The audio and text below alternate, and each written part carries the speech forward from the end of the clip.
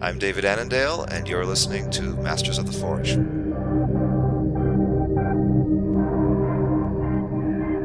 Hello, and welcome to Masters of the Forge, Episode 6.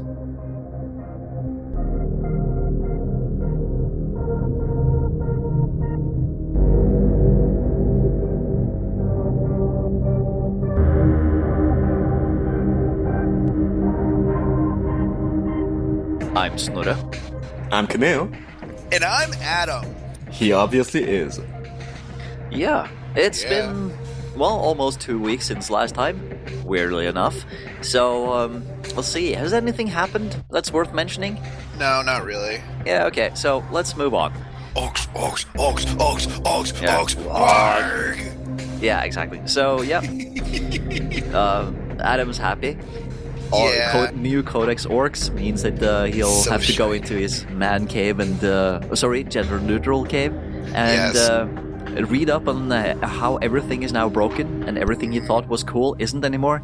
Yep, everything is terrible and everything is great, and the internet says so it's all true. Let me interject Exactly. here at a moment because I still have a very hard time calling any room that Adam enters a gender-neutral cave because, the sheer manliness. Come on. That's Every- true. I every exude room this he enters extreme manliness. is immediately painted in manliness. Yeah, well, not in a that- literal that's sense because- because yeah, that would be you know, disgusting, but right. It's up all right. Edit point. No, it's not. No, It's I not an demand ending point. that How dare you? How dare you change? Alright, so yeah, I am super excited about the orcs. Somebody actually managed to at Black Library managed to upload the new codex instead of a preview copy. So a bunch of people got the actual codex. Oh, you And did too? a bunch of no, I didn't get it, but they've basically leaked everything, and I looked at some of it and I decided, I'm gonna ignore the rest because I don't really need to know, and also people are terrible at reading comprehension sometimes. So I'm gonna reserve judgment on pretty much everything. So I'm excited, I'm happy, I've been waiting a long time, but not as long as some people, but I've been waiting a long time, and I can't wait to play with my new toys and try some new things. Yeah, you actually converted a quite awesome squad of flash kits with extra knobs to make use of the extra arms and guns, right? Yeah, definitely. Those look great. And Camille, Thank since I had to take a bit of a verbal beating last time we were talking about buying stuff, how excited were you about the orcs? I wasn't- Oh, how excited were you about the orcs, Camille? I want to hear about this. What's that about? I mean, I said that, at some point I wanted to do an orc army, but that wasn't exactly an explosion of excitement. And, I'm sorry, I was actually talking about Adam. Yeah, it must be early morning for me too. I was gonna Oh. say I was gonna get super excited if Camille dropped like $400 on orcs. Yeah, but you didn't Actually quite didn't drop happen, no. $400, $400, did you, Adam? No, I got stabbed in the heart by my wife, but she was super cool and was like, "All right, dog, go ahead, throw down the money hammer and get yourself the special edition." So She I actually ordered it. called you dog? No, she didn't call me dog. I was putting words in her mouth. So I ordered the special edition from my friendly local. He was still able to, like, a lot of that direct order stuff you can't get a super discount on because it's not the same price structure, it's not the same profit structure, but I was able to still get a fairly reasonable discount on it. So Yeah, and you gotta I'll, support your local store. I mean, come on. whenever possible, that's Yeah, right. exactly. Because that's where you game. So I'm super excited.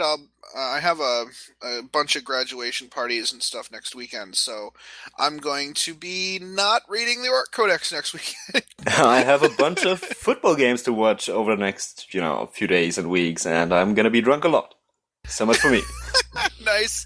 Yeah, well, it seems like that thing that is going on over in Brazil is causing more grief than joy at the moment, because half my Facebook feed is like, okay, so I'm sitting here watching some idiots just walking around doing everything except doing football. Well, I mean, come on, that's just part of Facebook Live. You gotta just imagine how it's for me, somebody like not interested in baseball and football, with all the Americans I got in my Facebook list, like And Snorri. And that's like not only just limited to one particular part of 1 year every 4 years. It's more like all the time, all the seasons. And at some point I just stopped to really be that worked up about not understanding things, because people have different interests. Come on, just I agree. You know what's weird? Last Monday at gaming at gaming at the store, I played 40K. We were all watching the America Ghana game. Okay. Yeah, there were a lot. There were like 12 people at the. We had a pretty good turnout and to play 7th edition, and people were playing, but I was watching sports ball. I guess. We can't call it sports ball because we'll call it sport ball because for some reason they don't use the plural of sports. Sport ball.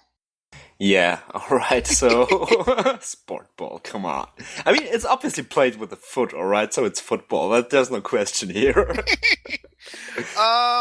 Hey, so you want to do our weeks? Get this cranked out?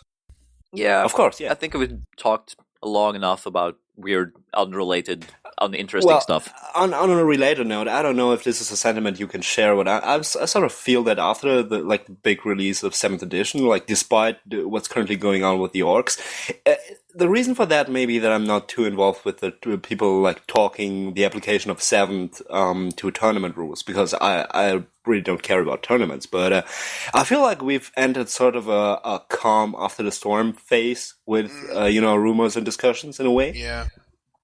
Yeah, and I think orcs are a good. I think GW did a good job of saying, let's calm the waters with some crazy fun orc action, and orcs have a great way of being a good palate cleanser.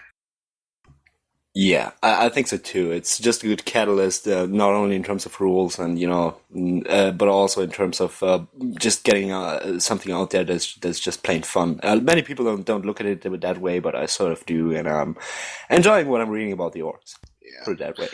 So, all right, guys, my buddy John and I won the tournament. Yeah, we did a good job. We played orcs and Star Eagles, and the orcs. We played with 4 psychers and orcs with Hammerhand. Let me tell you about that. That is really good. The Sanctic Demonology powers are super orky. I'm not even sure I'm going to even use Power of the Wog, because Sanctic Demonology is super orky. Well, let's hope that you still can, but I'm sort of assuming it, because come on. I would assume so. It's super orky. That's really fun. I did a whole blog post about it. I'm not going to go into it. Maybe we'll talk about orcs at a later date. But you did link it on Facebook, on the Masters of the Forge Facebook, didn't you? Yes, I did. All right. So there's that. I used some of the money. I used the money to buy some flash kits, some of the new flash kits, and let me tell you, that is a beautiful kit. That is a beautiful, beautiful kit with lots of a lot of swap opportunities. Trademark that right now. Yeah. As you said before, I took 3 of the knobs I had that this a gentleman named Bubo from the IC's forums sent me, and so I have 8 flash kits now, and I also built that battle wagon that you're talking about. It's for my flash kits, so I took the can of gold spray paint that I have, and I sprayed it gold because flash kits need a gold-plated battle wagon. And once I buy my bad ruck, I'll be able to. We'll call that his bagel wagon. Dude, you totally gotta cook up some kind of legendary boss who is captured and not able to leave anymore. The life-sustaining golden truck. Yeah, I might, instead of buying the actual Captain Badrock, I might do a custom one. Do just a big war boss sized I'm just saying that shooty he orc probably should HQ. call himself something in the lines of the Emperor. Yeah, give him. I should build him. Well, my original plan was to buy 2 Badrocks and put and model 1 seated on a golden throne to put on the battle wagon. What do you think? That's amazing. So we'll see. That might be fun. That might be a fun project, but down the road, I have too much to do. So I did that. I finished the Space Marines commission, which what didn't end up too bad. I still ended up with a lot better per hour than with the Wave Serpents I did, but I didn't do the edge highlighting right. I never do edge highlighting ever. You're too impatient for that, really, right? Well, no, it's not the fact that it's impatient. I just don't like it. I don't like my models looking like Tron. Oh, so it's a question of style. When you're doing a simple like level 1 paint job, it kind of makes it look better than if you did it any other way with like blending or whatever, and it's faster. But I was trying to keep the lines way too small, and it didn't look uniform, so I had to go back and redo it. I spent like 5 more hours on the project than I had intended, but I know what to do now. I kind of learned my lesson on that. So in the future, when I do these, it won't take as long. So I'm very proud of the results. I'm really happy with it. I would play with the army even if it's edge highlighted. Did you post it anywhere, like in terms of pictures, or is it more like you don't photograph your commissions too much? They told me it was okay. They told me it was okay to post pictures and stuff. So I didn't want to flood the Masters of the Forge Facebook page with all my everything. I try to keep my posts to Masters of the Forge to be more narrative focused, but it was on my own feed. I'm probably gonna do a blog post with it eventually. I want the person to get the commission before I do a blog post. I want them to get it before I tell the world. So that's gonna be my methodology from now on, just to not post it until they actually get it. All right. Speaking of the Masters of the Forge Facebook, I think we're actually like stuck on 499 likes at the moment. I think we which are. is sort of funny. I think. Yeah.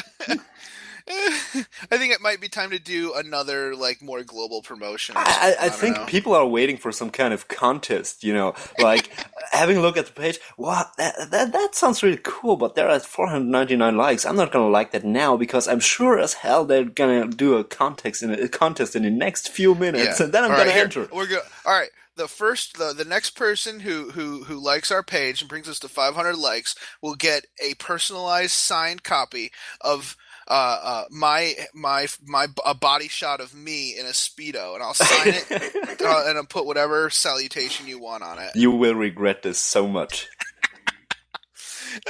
People are gonna insist, So I've been waiting for a new commission to come, and so during that time I've been working on the Hobby Progress Challenge, getting people's names down. There's a lot of great work going on there, just like last year. A lot of people were finished a long time ago with their 6 months, but now more and more people are finishing up, and those who are working on just the normal schedule are working on their June commitments, and I'm looking forward to seeing who the winners are for the 6 months. And I'm in it too. And I'm currently working on my June commitment. Yeah. Camille, just like with squads, you jinxed it. Now we're at 498 likes. What? Who did that? Really? Somebody unliked us? How dare you? That's awesome. Maybe it was the person that said we're not original on iTunes. Or maybe it was the guy who accused us of being hipsters and too much Firefly talk. No. Yeah. I like to think it's the Firefly as an objectively bad show guy. Because that makes it just a tad bit sweeter. So I'm working on a big game that we're doing on Monday. If you recall, the last time I talked about the campaign, there was a battle over a warp island, with a warp gate in it. which was summoning demons to the planet. The Imperium is going to assault the island and try and destroy the gate in force. So I'm going to have I asked people to bring 1,000 to 1,500 point lists, and I'm going to put a 4x4 square on the battlefield for each 2 players, and I'm going to have them deploy. It's going to be kind of apocalypsy, but people are going to kind of be deployed only in certain sections, so it won't be as time consuming. I'll only allow flyers to kind of cross the borders. That sounds like fun. Yeah, so I'm playing with the idea of using Jervis's double blind kind of card deployment for that. But we'll see. It'll be modified quite a bit. And today, Brandon, my brother-in-law, is coming over for some teaching games. I'm gonna teach him 40k, and we'll see how that goes. Hopefully, he'll be hooked. Excellent. That's the guy you shared the Black Reach set with, didn't you? That's right. Yeah. So that's gonna be fun. I hope that he enjoys it because it's a nice hobby. Did he already make a call in terms of if he wants to grab the Space Marines or the Orcs or both, or? Well, here's the thing. He's kind of impressionable, so when we were talking about it after the Albany Exterminatus, he already painted his face green, didn't he? No. We talked about his personality and what kind of gamer he is in other games. And we kind of suggested that possibly Blood Angels would be a good choice. And and he's kind of latched on to that. I did let him borrow the fluff book and the model book and the hobby book. So he said he looked at them, and he may have also come to the similar conclusion by when he looked at them, but I'm not sure. So the world just gained another fabulous nipple marine. Yeah, possibly. Slanesh approves. Yeah. All right. So maybe I lucked out, and I'll have some more orcs. Just as planned. Awesome. Yeah. So I think this week I'm gonna be working on the campaign, and also working on next week's show and stuff. So I won't, and the commission's going to be coming. So I think the Titan is going to be, and plus the new orcs, I think the Titan is going to be looking like a sad panda this month. Aww. But that's it. That's me. All right. So I think at this point I'm just going to intersect and bridge the gap, because you were talking about the Hobby Progress Challenge over at the Independent Characters, and I'm participating in that. There's nothing like a segue that you have to explain at great length. A Segway is a great vehicle, yeah, indeed. All right, so no, it actually sucks. Now, I'm actually still working on my June commitment, which is twofold, because I'm dorky dork who dorked up, and for some reason I was thinking that was actually like it was actually like a whole year challenge, so 6 months for each of the parts. So I had, for the first part, I had one commitment too much, and I realized quite late in the game. So now I've got actually 2 commitments to finish up for June, but that's not a problem at all, because I already finished the biggest part of it, namely 10 Marines composed of, list-wise, actually a Devastator squad of 7 and 3 sideboard Marines that I'm just finishing up to, add some options to other squads. And those are already done. Posted them on the ICs, might post them at some point on the Masters of the Forge Facebook. I guess I will do an army shot of the first 1,000 points towards the end of June. Yeah, I like seeing that. I like it when folks do take their first 6 months and do a group shot. That's nice. Yeah, exactly. Now, what I still have to finish this month, and this actually doesn't sound like much, but it's my already half-done Chapter Master, which, as I mentioned before, I actually to some point painted along with the assembly line of 10 Marines. So basic colors and basic washes are already on. And now I'm gonna go into the super fancy stuff like, the freehand banner and a super fancy blade and all the details the Sicarius model, the converted Sicarius model offers. And yeah, I haven't painted a real fancy model for a while, so I'm a bit intimidated right now, but it's definitely a nice change of pace and really fun. Yeah, And it's nice to. I love those Space Marine captains. Can be a lot of they're a lot of fun to paint. I did a captain for the commission, and I wanted to keep it. It looks so cool. I'm like, I want this. yeah, and Maybe I can go buy another captain and paint it for him. even among other captain models that GW put out, I think the Sicarius base model I used and blinged up with even more stuff is sort of. You extra blinged Sicarius? I extra blinked Sicarius. Yeah, he's gotten a fancier helmet. He's got a shield and one of those super fancy Grey Knight blades, like the two-handed ones, and two servo skulls. Not a one, not zero, two servo skulls, like hovering around him, and a base full of skulls and rocks, obviously. Wow. Yeah, so I fancied up Sicarius. I did it, and I had hell of a time like filing smooth the banner surface because he's actually still metal model. So I actually put my tools to smoothing down the whole design surface of the banner, backpack banner. And let me tell you that I spent like a whole night on that. But it was well worth it. It's like smooth as a shaved raccoon. However I came up with that. It's a good one. I like it. All right. So that's on my painting table, or rather on my workbench.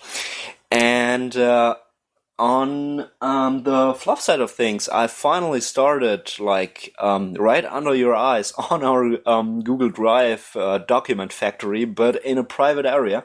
I actually started up the big fluff write-up for my Astrospecters, and I'm already 3 pages in. Nice. Yeah, I pretty much started out compiling, all the names and titles and squad names and vehicle names. I've sort of randomly collected over the last 3 years of playing them, which was a very cool organic progress because I didn't stress out with them making it a big trouble for me to just come up with names for all the units and all the characters I had. It was more like I played with them, and whenever something cool happened in the game or whenever inspiration stuck, I just gave one of the squads or the vehicles or the characters a name. So I've written that up, and on the other hand, most of the actual fluff stuff is still notes at the moment, not really structured in chapters or even proper sentences. But hey, there's 3 A4 pages of that, so got a lot of material to work with. And it's already a better love story than Twilight. It's already a better love story than Twilight. Yeah, there is actually one part that is not safe for the podcast. Okay. No. But that's a nice change of pace, especially since, it's on Google Drive. So in terms of creative writing, I can actually attack it whenever inspiration strikes, like at home, like on the subway with my smartphone, or like at work. I can just access it from everywhere whenever I get an idea. We're living in the future, guys. This is the future. How much money are you getting from Google to pimp this? Actually, far too little, as I'm realizing right now. No, I love Google. It helps it's us. So rad. It helps us take our entire operation and combine it, and we with the calendar and Google Plus and events and Drive, everything is connected in Mail. Every single thing is connected, and we have everything all in one place. It's awesome. It is. Yeah, indeed. Now, also on the fluff front, while writing something completely unrelated, something bad happened to me. Yeah, inspiration struck for something entirely else. Those moments where you're just, hit by creative lightning and elements just fall into place, and you realize that there is a concept for something game related you have to do now.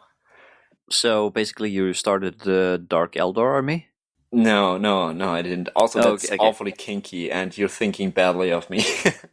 No, but yeah, I actually got another idea for the upcoming Xenos army I want to do after finishing my Marines and finishing my Chaos Marines, and I'm already writing stuff up on that. But it's sort of a bad time because I won't be getting for a while to that, and I don't even want to do too much talk about that because it might evaporate into a big cloud of warm nothing in the near future. But right now I'm just all pumped. Or it So could you want to actually talk turn about into. it, but you don't want to talk about it. Yeah, I want to talk about it, but I don't want to talk about it. But all right, I'm just gonna I'm just gonna save that for a later episode and see where that goes. But I've had one. I just want to mention that I have one of those perfect moments where the possibilities of fluff and model design and painting just fall in place all at once, like in your mind, in your imagination, and you want to do it right now. And yeah, it's sort of terrifyingly good. All right, listeners, stay tuned for Camille's future Xenos project. Top secret. Yeah, exactly. Yeah, dun dun dun dun dun dun dun dun dun dun. Oh, apart from that, before I forget it, because I will, of course, I will forget it towards the end of the segment when we're all finished up. At this point, I want to thank Evil Ed from over at Battle of the Lost Souls for having one of our episodes on This Week in Podcasting. Oh yeah, Yay, that was finally! nice. Woo! Yeah, we really enjoyed that. Thanks a lot, Ed. Hope to see you around on Facebook one of those days. To collect your bribe money. Okay, Yeah. now you just distracted me. Now I have to go and see what he thinks. Oh, he actually featured as one of those written out episodes, so I'm really happy Ooh. about that. Well, that's positive. On the other hand, sadly he didn't catch episode 3, which is, to be honest, my favorite so far. He caught episode 4, which is cool, but not my favorite. But anyway, he claimed that he listened to all of it, so I'm taking his word for it. Okay, so that's everything you've done recently, Camille? That's pretty much it, yeah. One of my favorite gaming buddies is moving away, and that's makes me sad. Ole? Yeah, it's actually Ollie, whom you have to thank for basically all the game pictures I took in the last 2 years. And that's making me a sad panda. I don't even know what to say. Well, I'm pretty sure you can buy some candy and see if you can lure in some other gamers. Is he still gonna be in Germany? Yeah, but not in Bavaria anymore, which will limit our, bro time a lot. But it let's see how doesn't mean that goes. that you'll never see each other again. Well, he's not dead. At least it's at least that. Yeah, well, So, I mean, I know what you mean. How big can Germany be? It's not that big. Okay, you Americans have a whole entirely different scale. I get it. Yeah, if my best gaming buddy moved to New York City, I'd be like, okay, I'll visit you every once in a while. Yeah, I'm sure we will work something out, but still, he's also the owner, or rather, at this point, he was the owner of my favorite place to game here in Munich. So that's sort of let's see how that goes. Oh, so he even sold his store? No, he's not a store owner, but he was one of the very, very, very few gamers who had a dedicated gaming room with a table in it. That was that. But all right, I'm all finished up. Sorry, you go. Yeah, so what have I been doing? And we're done. Oh no! Actually, yeah, it's been crazy busy at work. Camille. Yeah, exactly. No, it's been super crazy at work because we had full inventory count of the store like we do twice a year, and that means for a couple of weeks before we're just crazy overtime mode where we do everything we can to make the count go smoother. So one bag of pencils. Yeah, not quite that bad, but yeah, it's crazy. So we were supposed to have a gaming day tomorrow, but it's been moved because, birthdays or something got in the way. So next week. And what have I done? I've been painting some more of my Chaos Rhinos that's pretty much it. That's something. It is. They're starting to look really nice because I had the green base done. I washed it brown so that I got that dirty look, and now I have all the like the pointy arrows and everything that's painted brass and then washed down with brown again to give it a slightly darker, more muted tone. So it's looking really nice, and now I'm working on the silver bits like tank treads and those spikes in the front to impale space marines and other interesting fauna. And, that's pretty much where I am. But, some flora too? No, I don't think there's too much flora getting stuck on there. Okay. But I'm starting... Unless you count the bacteria. And the orcs. Oh, yeah, that exactly. Orcs. That's true. they don't count as fauna. They are flora. Yeah. But yeah, Mushroom. I'm starting a 3-week vacation now. So I'm going to, fix up my apartment a little bit, clean out some trash and old stuff that I've been saving and that I don't really have room for anymore, and hopefully I'm gonna have some time to paint more stuff and maybe even build some new units. We should throw some good. Skype bro painting sessions and stuff. Yeah, definitely. If you're on a vacation. Yeah, well, I've already received, Chris from Deep Strike. Back in the original Chris from Deep Strike. Titans cast nowadays, actually. Yeah, he contacted me a long time ago and was like, "Dude, we have to do a pro paint session on Skype or something." It's like, okay, I just haven't really had the time to do it, and we don't talk too much, so we never really sat down and set a date for it. But maybe I should really start looking for a date now. He's that just sounded weird. Actually, real big on that, but on the other hand, he's a really busy man. So we do that from time to time, but. On the other hand, it's like twice a year or something. But we started a whole bro painting trend on Skype actually back in the 40k radio days when we still 40k radio classic days. So another thing I'm not being credited for, I technically invented. That's typical behavior of outsiders towards Germans. Yeah, exactly. Yeah. You invent beer and then the Americans go and make Budweiser. Yeah. Well, that's not beer. That's Budweiser. Now I'm even more sad. Thank you.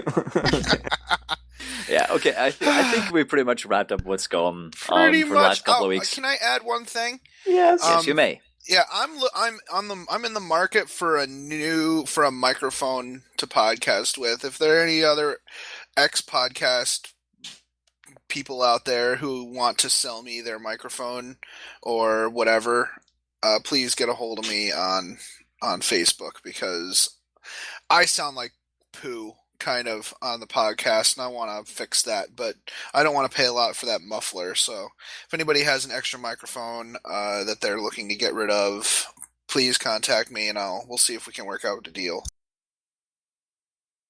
All right, so now we're doing private business on a podcast. I'm not sure how I feel about that, but it's all for the sake of the podcast. If you don't want to add that, that's fine. No, that's completely fine. I'm just joking. Yeah.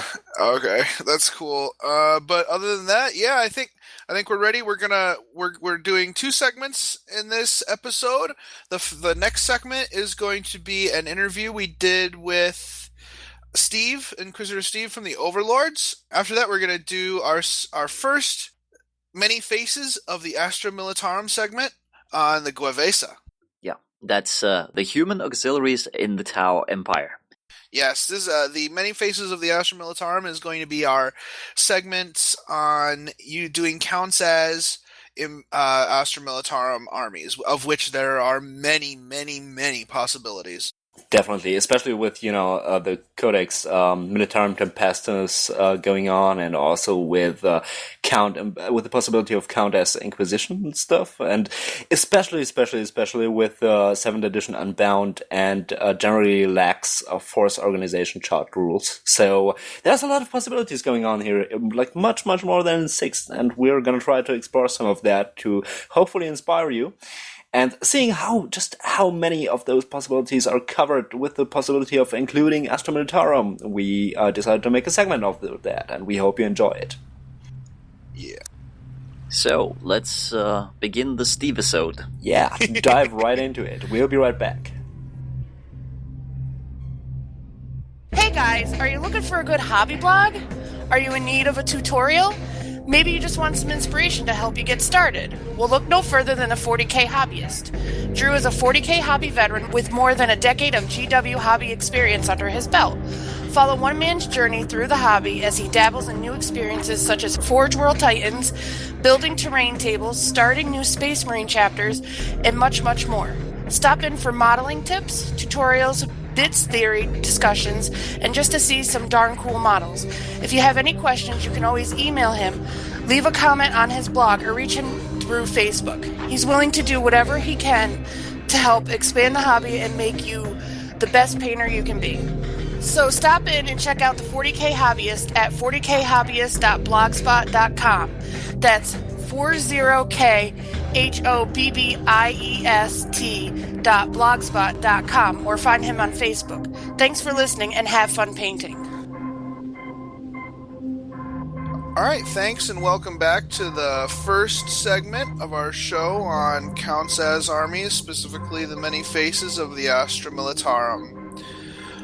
So this first segment, we're going to discuss the generalities of imagining and building Counts as Armies. That's why Snorri and I are joined by Inquisitor Steve from the Overlords podcast. Hi, Steve. Hi guys, it's great to be on your show. Thanks for last time, Steve. Yes, it was brilliant. If you first don't succeed, try again, right? That's right. Yeah, thanks for getting up so early to meet with us. We really appreciate it. Oh, I know the effort I put in to get up at 6 o'clock in the morning. And that seems to be going around, actually. Kieran was on Jaded Gamercast. They woke him up at like 6 a.m. I think Kieran pulled an all-nighter, didn't he? Really? I think he cheated. He cheated, didn't he? Yeah. Which is kind of what Adam is about to do too, because we're supposed to record some more stuff, and it's 2 a.m. at his place. Yeah, 2 a.m. You know, actually, let's be. I did have a bit of a nap and managed to get myself up somehow. Well, a man nap is a very powerful thing, Adam. I'm glad you took the chance to get one in. Yeah. You gotta rest up. How else am I gonna keep the Unbound package locked up tight, right? Yeah. So let's start with that. Let's start with that right off the bat, because I think that's important for our listeners. So first, let's distinguish between the coffee's starting to work. That's good. That's real good. Let's distinguish between counts as and proxying. I think that was a good note that we had before the last recording exploded. I'm sure that lots of folks can come up with different definitions for both concepts. It's kind of like strategy and tactics. Everybody's got their own, every nerd has his own argument about that. But in general, for me, proxying is using a model to represent something that's clearly a different model, often out of need, whereas counts as is like a conscious effort to run models which, even though they look different than the actual model, they're easily distinguishable as that same model, and it's kind of on purpose. Like, counts as is like an on purpose type thing, and whereas proxying is usually like an effort to find something that's somewhat appropriate for something that you don't have. Yeah. What do you guys think? I agree, but I have a slightly different opinion about the whole proxy thing, because for me, proxying is just as much about you want to try out. Say you're playing vanilla Space Marines, and you just proxy your vanilla Space Marines as Space Wolves, just because you want to try out how is it to play Space Wolves. Do they work for me before you try an army? Well, counts as. Well, now that 7th edition is out and I can't ally my guard and my Chaos Space Marines in the same way as I could in 6th edition. I'm going to have them as Traitor Guard counts as Astra Militarum. Yeah, I mean, I'm sure that others might disagree, but, like, for example, I'll give you an example. If I did a Gretchen army as a Imperial Guard detachment, so I could see myself proxying Gretchen for Imperial Guard to try out Imperial Guard, but at the same time I could see myself putting forth the effort to make that Gretchen army very close to what an Imperial Guard army would look like. You know what I'm saying? So I'm not sure if that would still count as proxying or as counts as long as I actually put forth the effort to show like what the sergeants are and stuff like that. If you model them with appropriate guns and everything, then I would say it's counts as. Yeah. Maybe it's just an army of abhumans. Right. I mean, at the end of the day, this is all just nomenclature, and I don't think it matters as much as, you know, your effort to try and make things easy for your opponent. I mean, I think where the lines get a bit blurred between the term of proxying and counts as. Do you remember the old Death Watch entry? It was like kind of 3rd or 4th edition, and it was something that appeared in the White Dwarf, and it was just an HQ slot, and you could take a unit of these Death Watch Marines, which were very close to kind of what the Stern Guard were or are now, but what you could take were 2 heavy bolters, and they came with this awesome little bit of war gear called suspensors that made them like effectively relentless.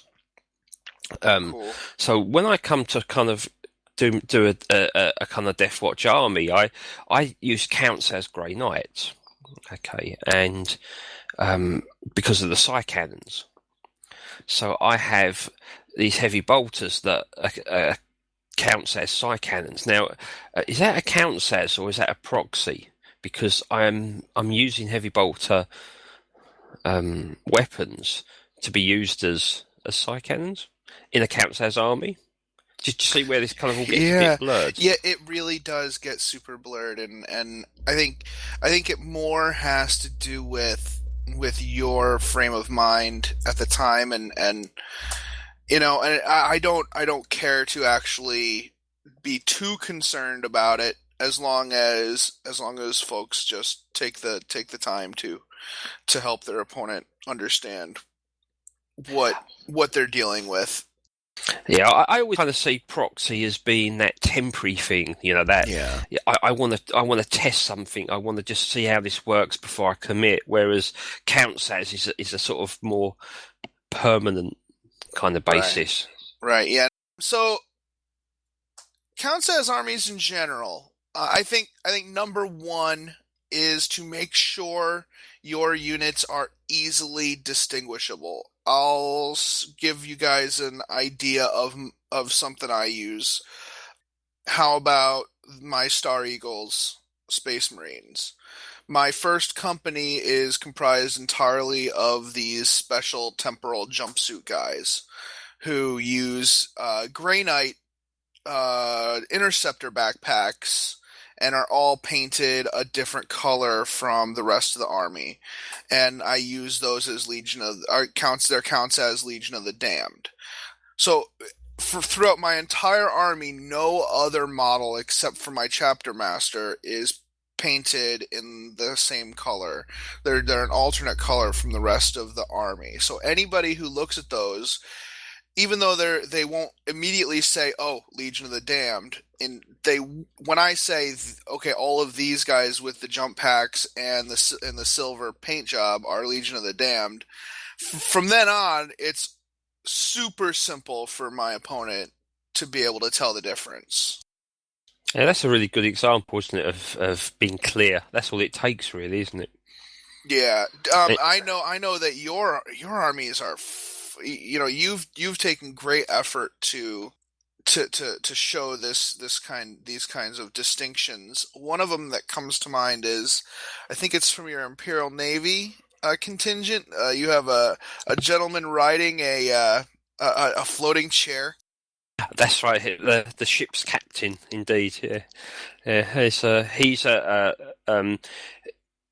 I kind of always imagined that a ship's captain would be just a little bit more awesomer than the other guys, so I decided to kind of make him an Inquisitor, and with all the kind of add-on tech that he has, he's kind of wired into this massive big command dais, and it's has some sort of integrated point defense systems that running him as like a kind of Terminator Inquisitor was kind of fitting. It's like you could whack him a few times, and 75% of the time you're going to hit the chair.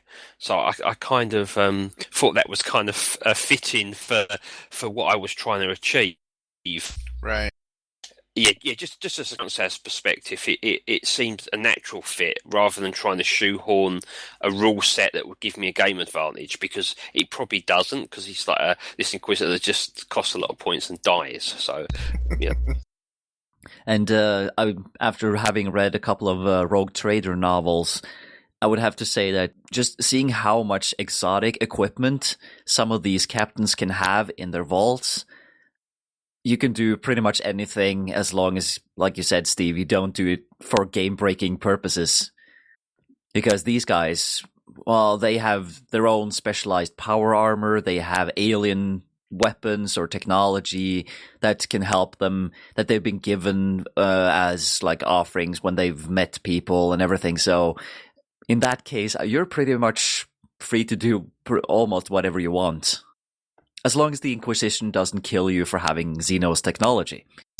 Exactly, you got to keep that hidden, haven't you? Got to keep that in your special pouch that no one can find, Yeah, and let's be honest, when Ordo Xenos comes walking by and says, "Hey, is that some sort of Xenos Necron technology you have there in your pocket?" And other Inquisitor just winks and says, "No, wink, wink. This is Imperial approved technology." They give each other the secret handshake and walk off. This is that anathema counts as a power sword. Yeah, so I really think that guy's awesome, and he's on a 45mm or a 40mm base. You can really tell. You can say this guy has Terminator armor, and your opponent's going to say yes, he does. Exactly. I've got one guy on that base, and it's super clear, and I don't think I've had anyone ever kind of get confused and have to ask, "Oh, which one's the Terminator again?" It's the guy in the big chair, just in case. Yeah, exactly. And I could see where it would be the counts as models also depend on the rest of the models in the army. So, for example, if my Star Eagles first company, if I didn't actually have them painted a different color, I could see where it could start getting confusing.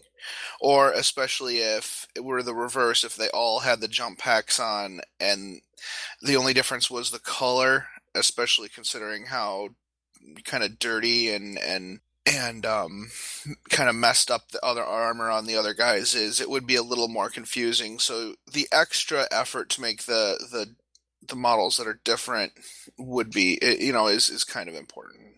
I think you hit a real strong point there, actually, Adam, because I think when you're running counts as armies, and I've got a few, that I think you have to kind of show your opponents just a little bit more respect and make a little bit more effort, in so much as that you've really, really got to be clear. Especially if you kind of like you're playing a game and it's a little bit more competitive. Maybe you last thing you want is your opponent saying, "Well, your army was so confusing, I didn't know what I was doing." I think it's nice if you can just take that little bit of effort, like the way you did, modelling your figures slightly differently and making them stand apart in some way. And that's a neat and a really cool kind of technique. It's also good to not confuse yourself when you're putting these models on the table. I've done that a couple of times in my Chaos Marine, simply because sometimes it's difficult to see, or I just find it a little bit difficult to see who's the sergeant, and suddenly he's in the front line and oops, he died. Leading from the front, and you can't go wrong there. Yeah, exactly. Hey, Well, that is true, but still, yeah, you kind of want to hide the special weapons guys and the Yeah, you sergeant. That's what I really actually at the very beginning of 6th edition, I really wanted to do this Imperial Guard Gretchen army, and I wasn't sure how to go about doing it. I wanted to do the runt herders as the sergeants in those units, because I really just wanted las cannons. Let's be honest. I wanted to bring lots of las cannons to the game because orcs really don't have much in the way of long range AP, direct fire AP that's in any way reliable. So, and I thought it would be really cool to model up Gretchen and have a whole bunch of really, awesome Gretchen units that zapped stuff to death. But I wasn't sure how that was gonna play out, because if I had runt herders on the table, that means there's orcs on the side of the Gretchen allies. So now I'm mixing orc Imperial Guard with orc, and it would start to get confusing as to which is the orc side and which is the Imperial Guard side. And I think that would have been a little too much confusion for it to be fair to my opponent. And I kind of scrapped that whole thought process, and I never built that army. Yeah, there's times, isn't it, when the kind of lines get a bit too blurred, and you have to kind of take a step back and either think again or just maybe kind of reserve it for the type of player that is not that bothered and will help you out.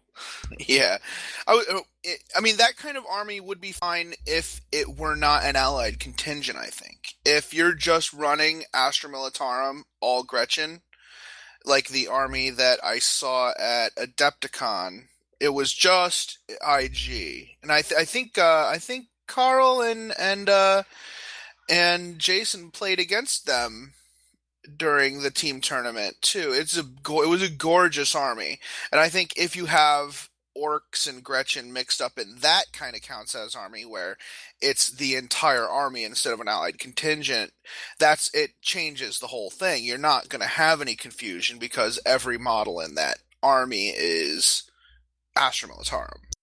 Yeah, that's a good point. Actually, that's a really good point. So that horse is beat to death. Now, your armies are full of wonderful, wonderful bits. I want to move on to the Imperium of Man project. I think we'll bounce between them here. When I first started watching your videos, I think it was Islith 2.8, and that's kind of where you introduced Imperial Governor Daniel Fortran. This guy is so rad. I don't even know what to do about it in my brain, because he's got a purple like pompadour.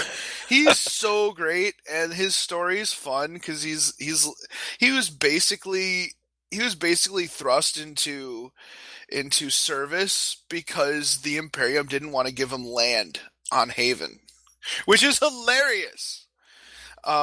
So like a lot of the bits, like you've added like all these like poofs and all this finery to his squad, and you're running that one not as Astra Militarum, but as a Imperial. Are you finding yourself thinking about switching to, instead of since all these allies changes, are you thinking about switching stuff from the Inquisition book back to AM, or are things changing in your thought process as far as where the source material is coming from for some of these units?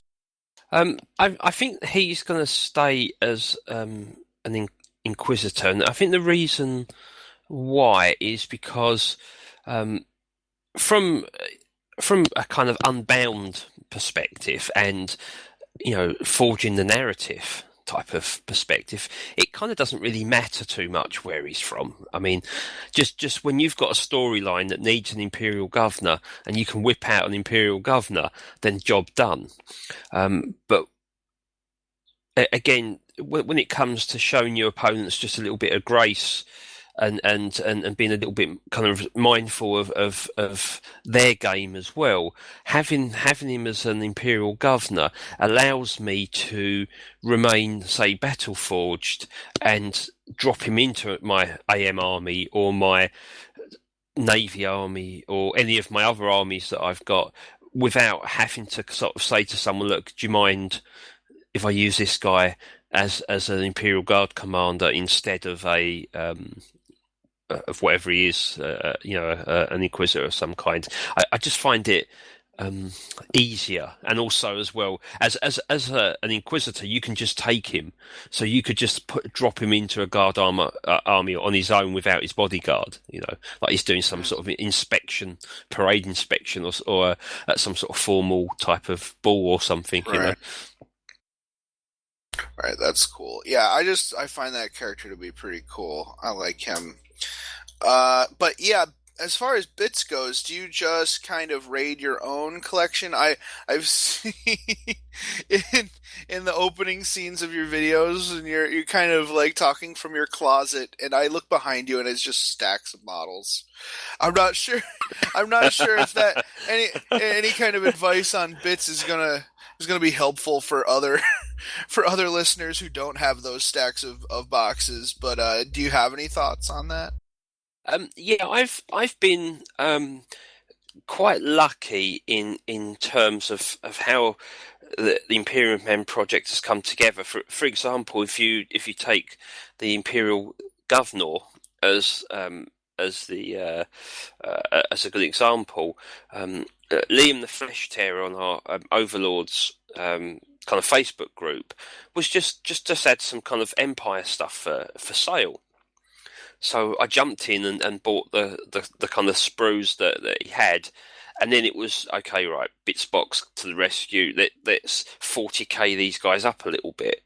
And the Codex Inquisition also brings some awesome conversion possibilities from terms of the varying acolytes you get. So if I kind of actually kind of like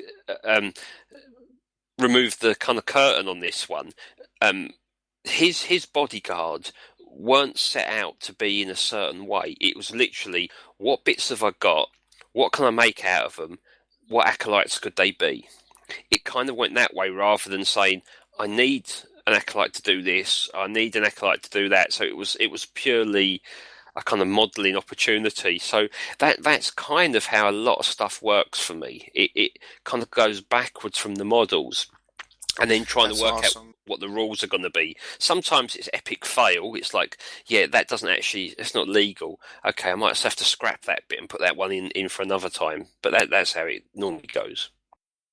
That's really awesome. I like that. That's kind of letting the model tell the story kind of thing. That's really neat. And I've kind of done that a little bit with some of my orcs, especially a lot of this stuff I kind of assembled in the early days of my hobby career, I guess you can call it, where I'm looking at some of these models thinking, where do you fit in the story? So, and that's kind of, and I think that's kind of neat. It's kind of like when you're a kid and your teacher gives you a writing lesson with a nugget of a story idea, and you kind of have to develop it instead of coming up with your own idea. And that's usually a really fun exercise. I think that's the awesome factor, isn't it? That's when you've like the creativity, you turn up to 11, and then you worry about the rules afterwards and how you're going to kind of squeeze that into some sort of valid list in some way. Mm-hmm. Yeah, and it's hobbying, isn't it, when you're in that position? Mm-hmm.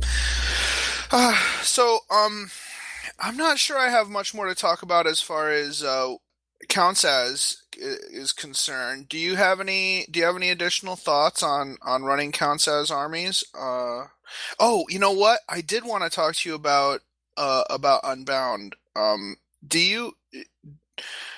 Are you thinking about kind of changing the way you've got your stuff organized in light of Unbound armies, or like I can actually kind of see folks who have a lot of fun units like that having to kind of go through and organizing things and saying, okay, this, and having entire spreadsheets devoted to what counts as what. It's really weird because I have like an Arbites army, and a set of the models are a detective with like a bolt pistol and a sword. There's a couple of flamers and a melter, and in my mind, the melter is less a melter gun as we know it, and more some sort of like, let's blow a hole in this wall in this drugs den so we can go in and raid it. And then all the other guys have got shotguns, and they came out. They come out like an Imperial Guard veteran squad. Now, if I'm playing these as Codex Inquisition, which is kind of the codex that they're from, shotguns don't exist. So quite often I kind of sub them in as being Stormbolters, just as a kind of an up-ranged, up-powered special Arbites shotgun that's so super awesome. And that's fine. Absolutely nothing wrong with that. But the reality is, as a unit of Imperial Guard veterans, they also fit the role with the kind of carapace upgrade. So when you're looking at Unbound, that allows me to switch that unit from being a slightly proxied, weaponized Arbites unit into actually, it's what you see is what you get, which is pretty cool. However, it's kind of made me do something that I rarely do, and I'm in the process of writing a really small set of home rules for Arbites, and that set of home rules is to add in the acolyte weapons, where you normally get a bolt gun, a bolt, or a hotshot las gun, to add in a sniper rifle and a shotgun. Right, so it went from being Countess to Unbound, and in the space of one game, I realised, what am I doing? Why am I doing this? Why not just make my own rules? Yeah, no, that's great. And you can the fact that Unbound lets you go from kind of proxying, kind of trying to finagle requirements into your list, instead just taking what you have, and that's great. I think so, because I mean, there's a few armies out there. When you think of things like the Mechanicum, excuse me, Death Watch, Arbites, Harlequins, and probably a load of other little bits and pieces as well. I remember it's one of these kind of like, you've had a few beers with your mates, and you can never agree what the best codex is, say, for Arbites. And is it Guard? Is it Inquisition? Is it Grey Knights? Is it Space Marines? Is it Sisters? You've got all these great codices that never quite fulfill that vision singularly. And with Unbound, you can say, well, I want a unit of Sisters because they're the up-armoured guys that go into the breach first. Oh, I want the Guards so I can get the shotguns. I want the Inquisition so I can get the shields, the Crusaders and Flagellants as the kind of shield guys and dogs. All suddenly, you're not needing to create any kind of special rules. You're not needing to make any exceptions. You just say, my Arbites is made up of 3 or 4 different codices, job done. It kind of adds that element of making that a little bit easier and taking away the debate that one codex isn't enough to represent some of these more sort of exotic forces. Yep, and you don't have to stack requirements to do it either. You can have one person in charge of the force and not have to worry about adding all these HQs and troops and stuff, which, it's not the point of, but I'm wasting points, It's more of, well, my story only my story only accounts for one commander, so I don't want to take 80 commanders. Yeah, the HQ tax goes away, and you're right. Having your judge and perhaps your kind of chief arbiter in some ways all you need, and anything else is like surplus to story. I've been hearing a lot of chatter on some of the podcasts and blogs and stuff about, well, why did they have to put this in the rule book? Couldn't we do this already if we were playing friendly games? And I think that's a good question for folks who don't generally do this sort of thing. I can see where that would be confusing to some folks, and they feel as if Unbound has added confusion and maybe frustrated them because they're worried that people are going to want to use it and demand that it be used in their competitive events or whatever. But I don't think that they understand how difficult it is to ask people to allow this kind of thing. A lot of the time people it's tough to come up to someone and say, "Hey man, can I just bring whatever the hell I want to our game?" Exactly, because I think there's a fear, isn't there, that from your opponent's point of view, it's going to be right. Okay, so he wants to bring whatever he can. He's just going to bring 15 Helldrakes. That's what he's going to. Do you know what I mean? It's this kind of this doom feeling, this element of this is going to be the worst game ever because he's just going to rock up with all the best stuff and none of the bad stuff. Right, and it's not only that, but you don't want to cheat them out of anything. What if this monstrosity you've put together has a hidden kind of power that you were unaware of in the beginning, and you do find you've created some kind of unfair advantage. So these rules were created to give an opponent who runs with a regular detachment of some kind or some kind of limited detachment a bonus. And from what we're seeing of some of the other rumors, these new detachments that are coming up in codexes are going to have their own special bonuses. And if you're running Unbound, you don't get those bonuses. And that's a great it takes some of the trepidation off anybody who wants to run a list like this, because as long as you're not bringing a F-all, face smashing, fairness destroying, world eating list, you can feel pretty confident that you're not going to accidentally destroy your opponent's will to live. And also, I would say that if you're bringing this kind of list and you see that it's so broken, even though you kind of try to make it not completely overpowered, you should be fair to your opponent and just like, okay, this just isn't working. Let's cut this game now and just do something less OP and just start the game over, because you're both going to have some more enjoyment out of it. I don't see the point of bringing a 15 Helldrake list, because it's not going to be fun for the opponent. It's not going to be fun for me, because I'm probably going to just fly over, flame everything, and then the game is over turn 2.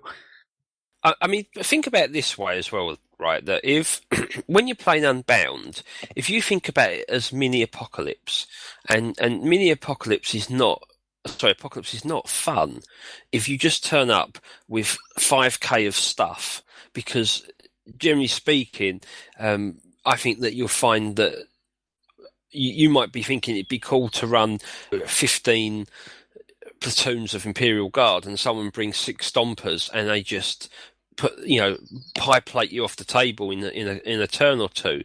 So you need to when you're playing Apocalypse, you've got to put the effort in before the game, and I think that's what Unbound is supposed to be, right? It's supposed to be, "Hi Adam, let's have a game on Saturday. oh, so what if we had a Hellforge and there was like 12 Helldrakes, but perhaps they're kind of like they only get activated on a certain thing, and your job is to try and kill as many as you can. You're going to lose the game, but that's your job for another game in the future. That crappy mega sort of Helldrake list becomes fun because you've decided that that's the storyline.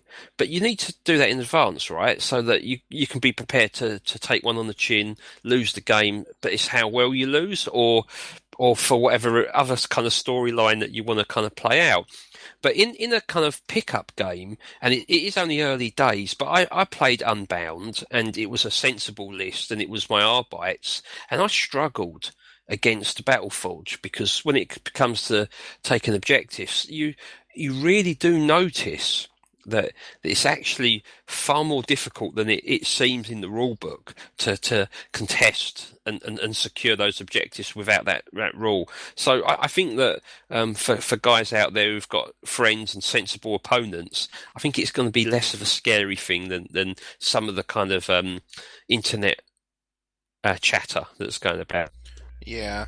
I mean, at this point, I am willing to go on record and saying it probably isn't the right thing to do for any kind of competitive play without some kind of 0 to 3, 0 to 3 restriction on units or whatever.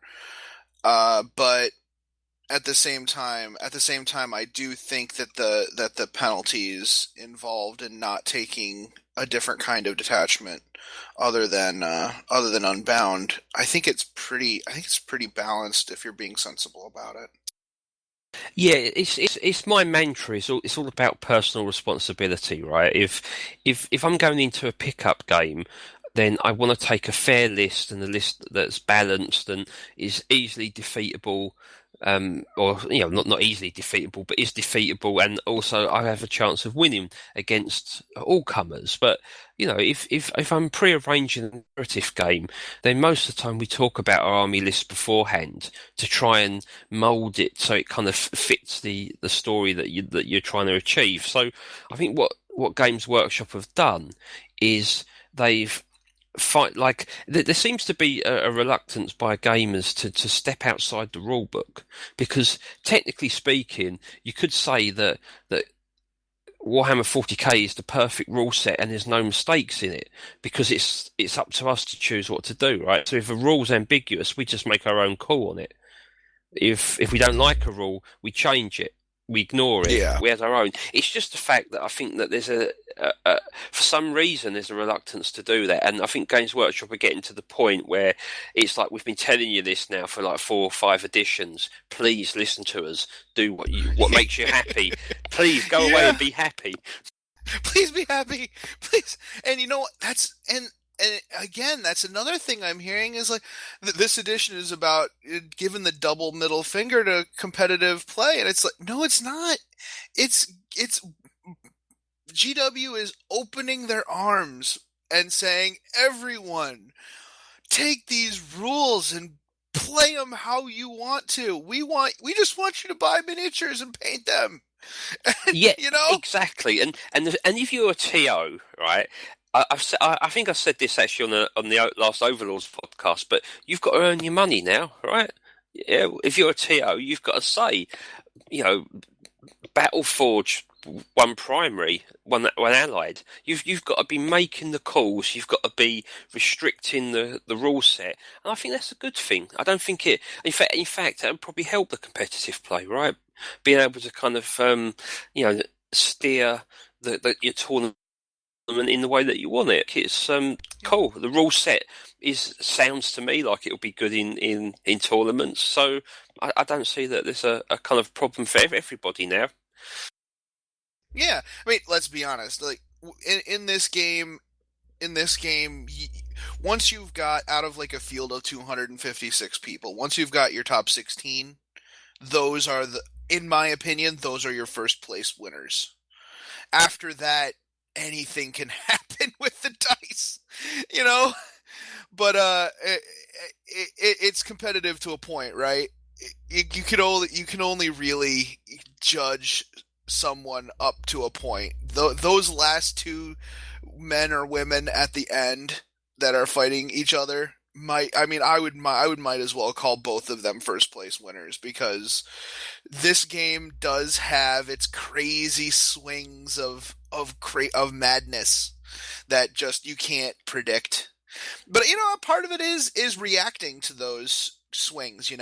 It's interesting because if you take like a sporting analogy, 40k is like from a tournament is more like a tennis tournament, isn't it? Because you're there for a very short period of time. You've got a few games to focus on, and you can have Nadal and Federer will win 75% of the tournaments, but anything can happen, right? It's a series of one days, whereas kind of like something like a kind of a football season. You don't make or break your season necessarily on one game. You've got to be consistent, right? So I think the kind of being good at 40k from a competitive point of view is about being like Nadal. You've got to focus and you've got to play that one game. And I think the rule set is kind of geared up for that. And it allows anybody to win, but the real good players are probably going to be in that top 10% all the time anyway, right? Yeah, exactly. And that's how it pans out. I mean, a lot of people say, "Oh, well, it's just the dice. It's just dice, or it's just the army doesn't matter, or the army is the only thing that matters." And when you see the same people in the top spots all the time, and that's pretty telling, Yeah, I would say that the army has a lot to say, because you always have to, if you want to be about like the top 10 people, you have to build a list that minimizes the randomness, so that it's only the dice that can screw up. It's really just about minimizing the chance. Well, it's like repetition, isn't it? Because if you've got, say, 4 tactical squads and they're all armed differently, right? As the commander, you've then got to get those 4 squads into the right place at the right time to make best use of them. But if you've got 4 squads all armed identically, then that's an element of the game that you're taking away. Which is why I think you see an element of rinse and repeat type of army list building, or at least at the tournaments I've been to, because it removes an element of chance, doesn't it? Of having, damn, I wish I had that squad there instead of that one. Where when they're all the same, then that goes away. Yeah. I think I need to channel my inner Commissar Random here and finger my bolt pistol a little bit. And level my gaze at us and move on to. I think you're right. Move on. Yeah, we've swung out.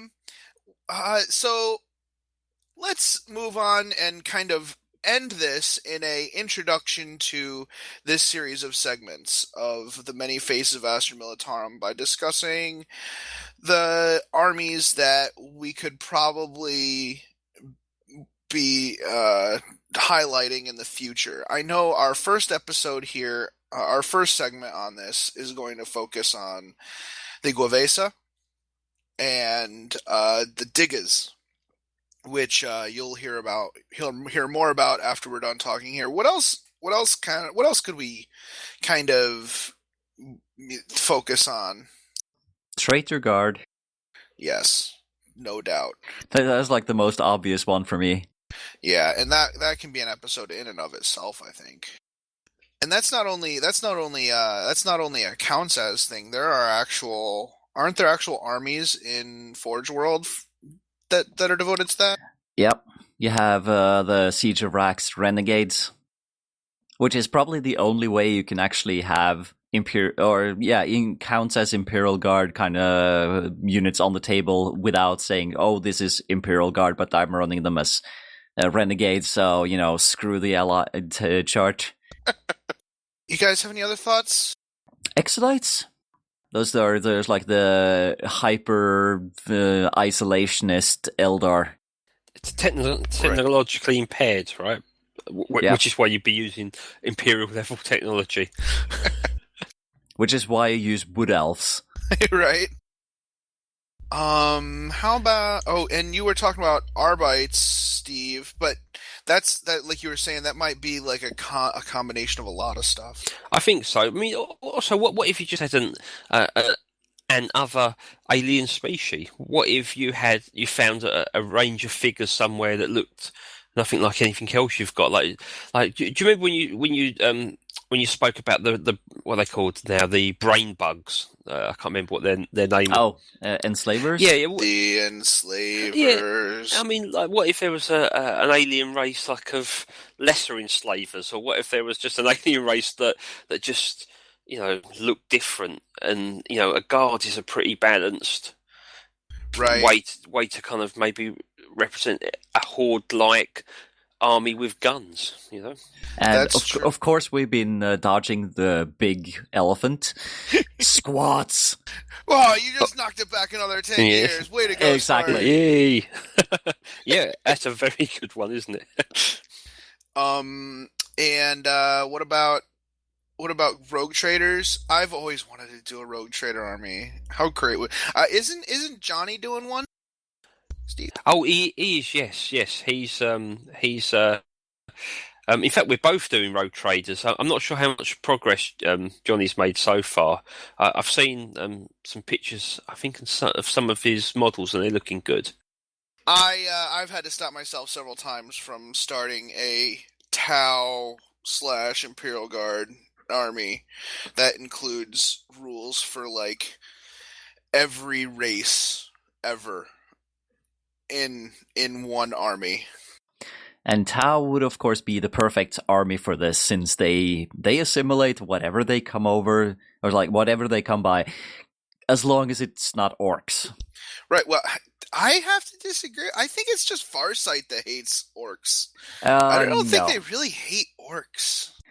The entire Tau Empire has basically just written the orcs off as just so uncivilized and so impossible to work with that they're just too primitive and stupid to be able to grasp the concept of the greater good. So yeah, the orc race is just gone for them. See, the storyline I had in mind for my rogue trader was that they were being hired by the Tau and to execute missions throughout the galaxy, and so it would be cool to have an Imperial Guard commander as the captain, and have units of the what are they called, the Mantic Forge Fathers as a unit of squats, and some Ogren and some orc blood axes that have been hired. As I'm not sure what those would be in the Imperial Guard Codex, though. They could be Ogrins, couldn't they? I mean, like, orcs are quite bulky, and Yeah. just put them on a 40mm base, and all suddenly, they're Right. Ogrins maybe. Or what about the Tau unit, the Flesh Eaters? There, the Kroot. I could do a unit of Kroot and then a unit of counts as Kroot orcs. You know what would be cool, wouldn't it? Right, you've got your kind of Tau as your kind of primary, say, or whatever. You've got like some like fire warriors, etc. And the Imperial Guard could be like the kind of French Xenos Legion, where they're made up of just random models, and even, as I said before, like races that aren't recognisable. And it could just be that the reason they're not Battle Brothers is, even though that they've been assimilated into the Empire, there might still be an element of mistrust there, and there could be like some, we've been assimilated. Is that what you call it?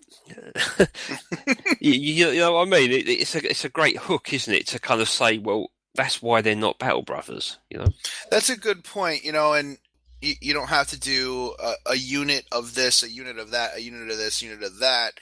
If they're all Astra Militarum platoons, you could just mix them up and do like base rings, different colors for units, or scarves on their arms, or something like that distinguishes them instead of race, which would be actually kind of interesting. Yeah, well, I mean, Yep. you've got rattling snipers, haven't you? That's another race. Gretchen and Rattlings together. Yeah, you could get some beasts, couldn't you? And have them as what do they call those things in the guard that people don't play? things on horses. You could. Like cavalry, yeah. Yeah. Death. Yeah. Oh, seriously. Rough Riders. Yeah, there we go. Thank you. Yeah, so do you know what I mean? It's like the possibilities are endless, isn't it, for Guard? Because they're so, like, bland in a way. I mean, their armies are brilliant, but individually they can come across as being a bit like countless billions. You've got a lot of license there, haven't you, just to create a multitude of races. Right. Victoria Lamb's Beastmen models. Oh, yeah. Those would be cool as a Imperial Guard army. Yeah, speaking of Beastmen, that would actually... just a fantasy Beastmen would just do great in an Imperial Guard if you wanted to just do strange people. Yeah. Yeah, definitely, yeah. So, how's this for a counts as...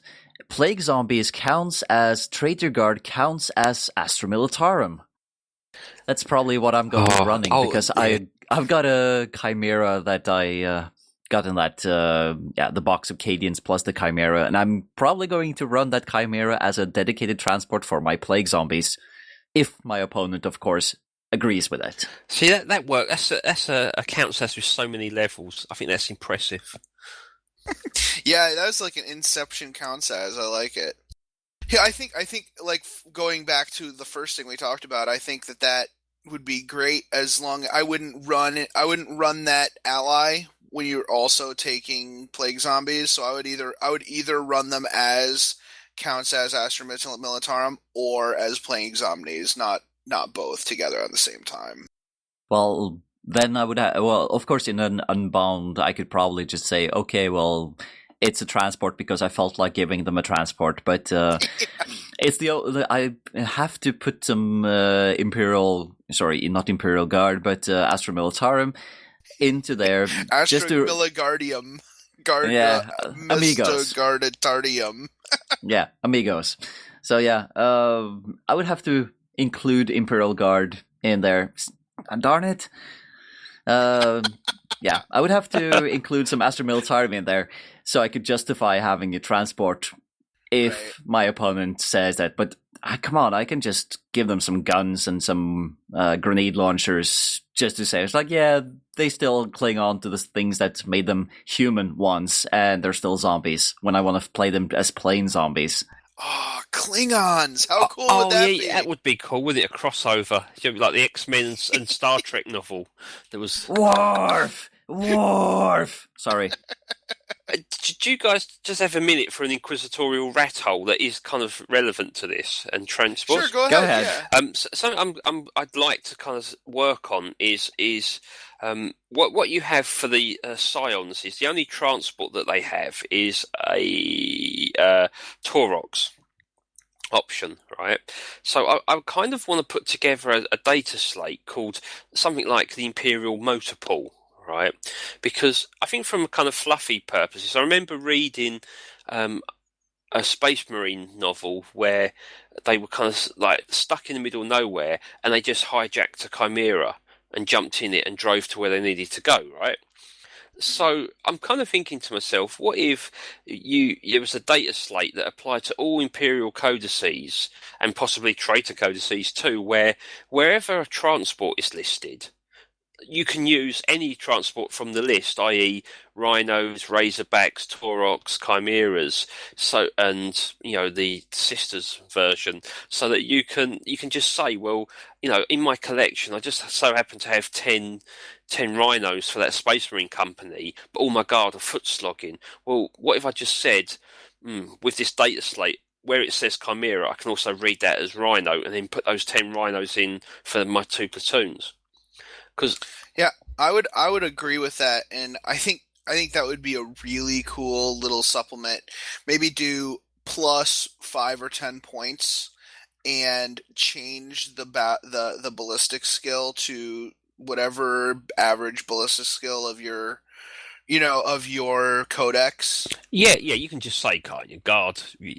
All your vehicles go down to 3. Marines, they go up to 4. It's not really a problem, is it? I just kind of think it would be cool to be able to utilise your kind of disparate transports across one army, because I know I've got, a load of transports, but it's like, oh no, my stormtroopers have got to walk because I don't own the Taurox.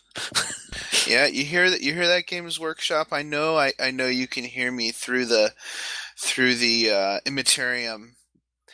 Give us a looted vehicle codex, and we'll all use it, and we'll all be happy.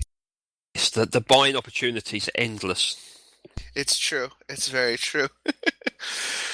So I think that's a pretty good conversation, you guys. I think we've kicked this off pretty well. What do you think? Yeah, that was a fun. I love talking about counts as it's one of my favourite hobbies. Yeah, I don't think we've done it enough on this show, and I think our listeners agree. And I know that Camille couldn't be with us for this segment, but I think he definitely agrees. It's nice to kick it off with some Astra Militarum, which is kind of I think the natural choice for most counts as armies. Yeah, because it's kind of vague enough to include all kinds of things. It has so many tools that you can represent almost anything. And even if it doesn't, there's so much that's Battle Brothers that yeah, exactly. that you yeah, truly can represent anything. I love that your Imperium of Man has sisters, but they're dudes and all kinds of awesome stuff. And I think people really need to people should subscribe to your vlog. I guess it's a vlog, isn't it? Yeah, really, that's what it is. Yeah. So, and unless you guys have anything else to add, I guess we'll move on to the next segment.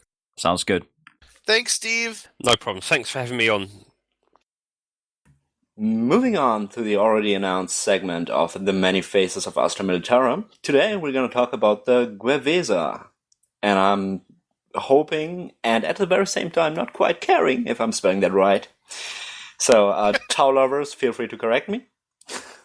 You are close enough. Thank you very I much. think that's right. I think it's good. Thank you very much. So, first of all, we're gonna cover some of the background of this illustrious band of fighters, or rather, traitor turncoats, as we like to call them, heretics, maybe even. Who knows? I like to say I like to think of them as individual free thinkers, or not really. Actually, they're free thinkers about not being free thinkers. All right. So, Gue'vesa, literally human helpers in the tongue of the Tau Empire, are. I do believe, sir, that we have a conflicting opinion on this subject. Really? Thank you, Adam.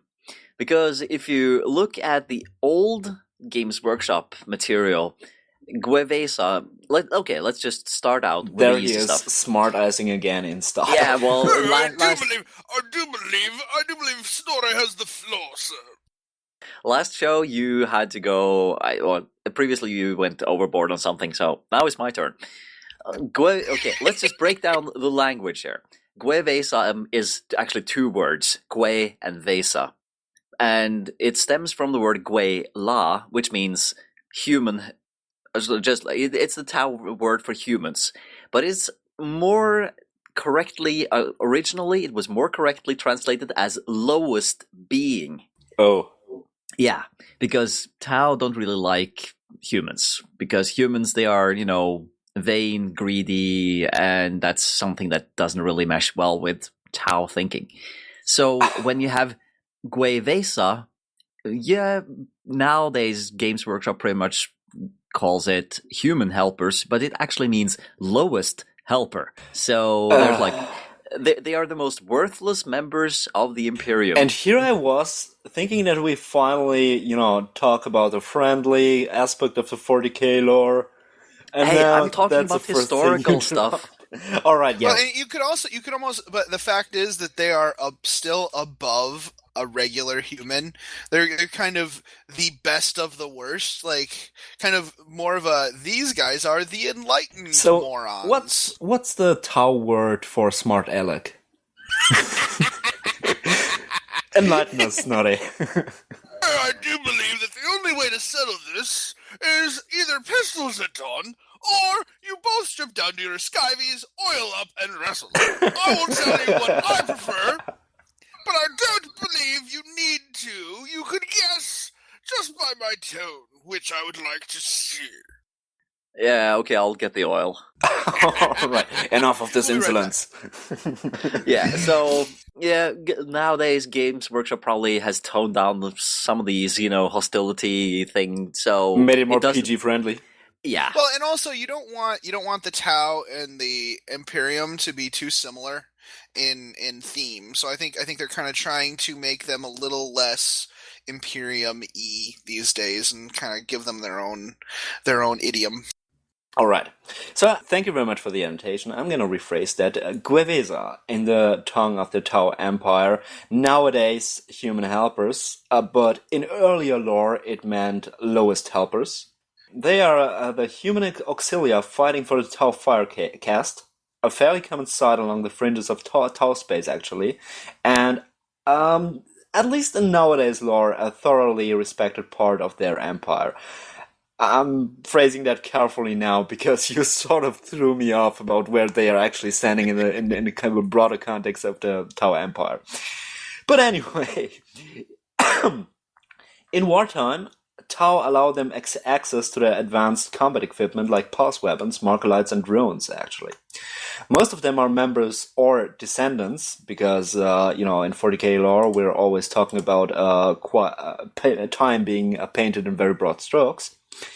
Descendants of Astra Militarum regiments left behind or captured, and in rare cases, on the other hand, Astra Militarum or PDF forces willfully turn to the greater good ideology of the Tau Empire, as the Water Caste regards peaceful absorption of Imperial border worlds as the preferable strategy against the, at least in terms of, sheer quantity of material and bodies, vastly superior Imperium, and actively pursue this outcome under the promise of protection, wealth, technology, and freedom from oppression. Stuff that with the limited resources, it's certainly better to win through diplomatic means than military means. And did you see also that they do sometimes continue to produce like Astra Militarum equipment and stuff if they have the STC? They just take over a world and just keep on producing stuff for their home guard, for their reserves. It really depends on the availability, but I would honestly like to read maybe a novel about Gue'vesa to just see how the transition from the reign of the Imperium of Mankind to the greater good actually works out in terms of technologic understanding of people, of their guns and what they're fabricating and so on. Because I think a last rifle is still sort of in the realm of we don't understand like every aspect of how it works.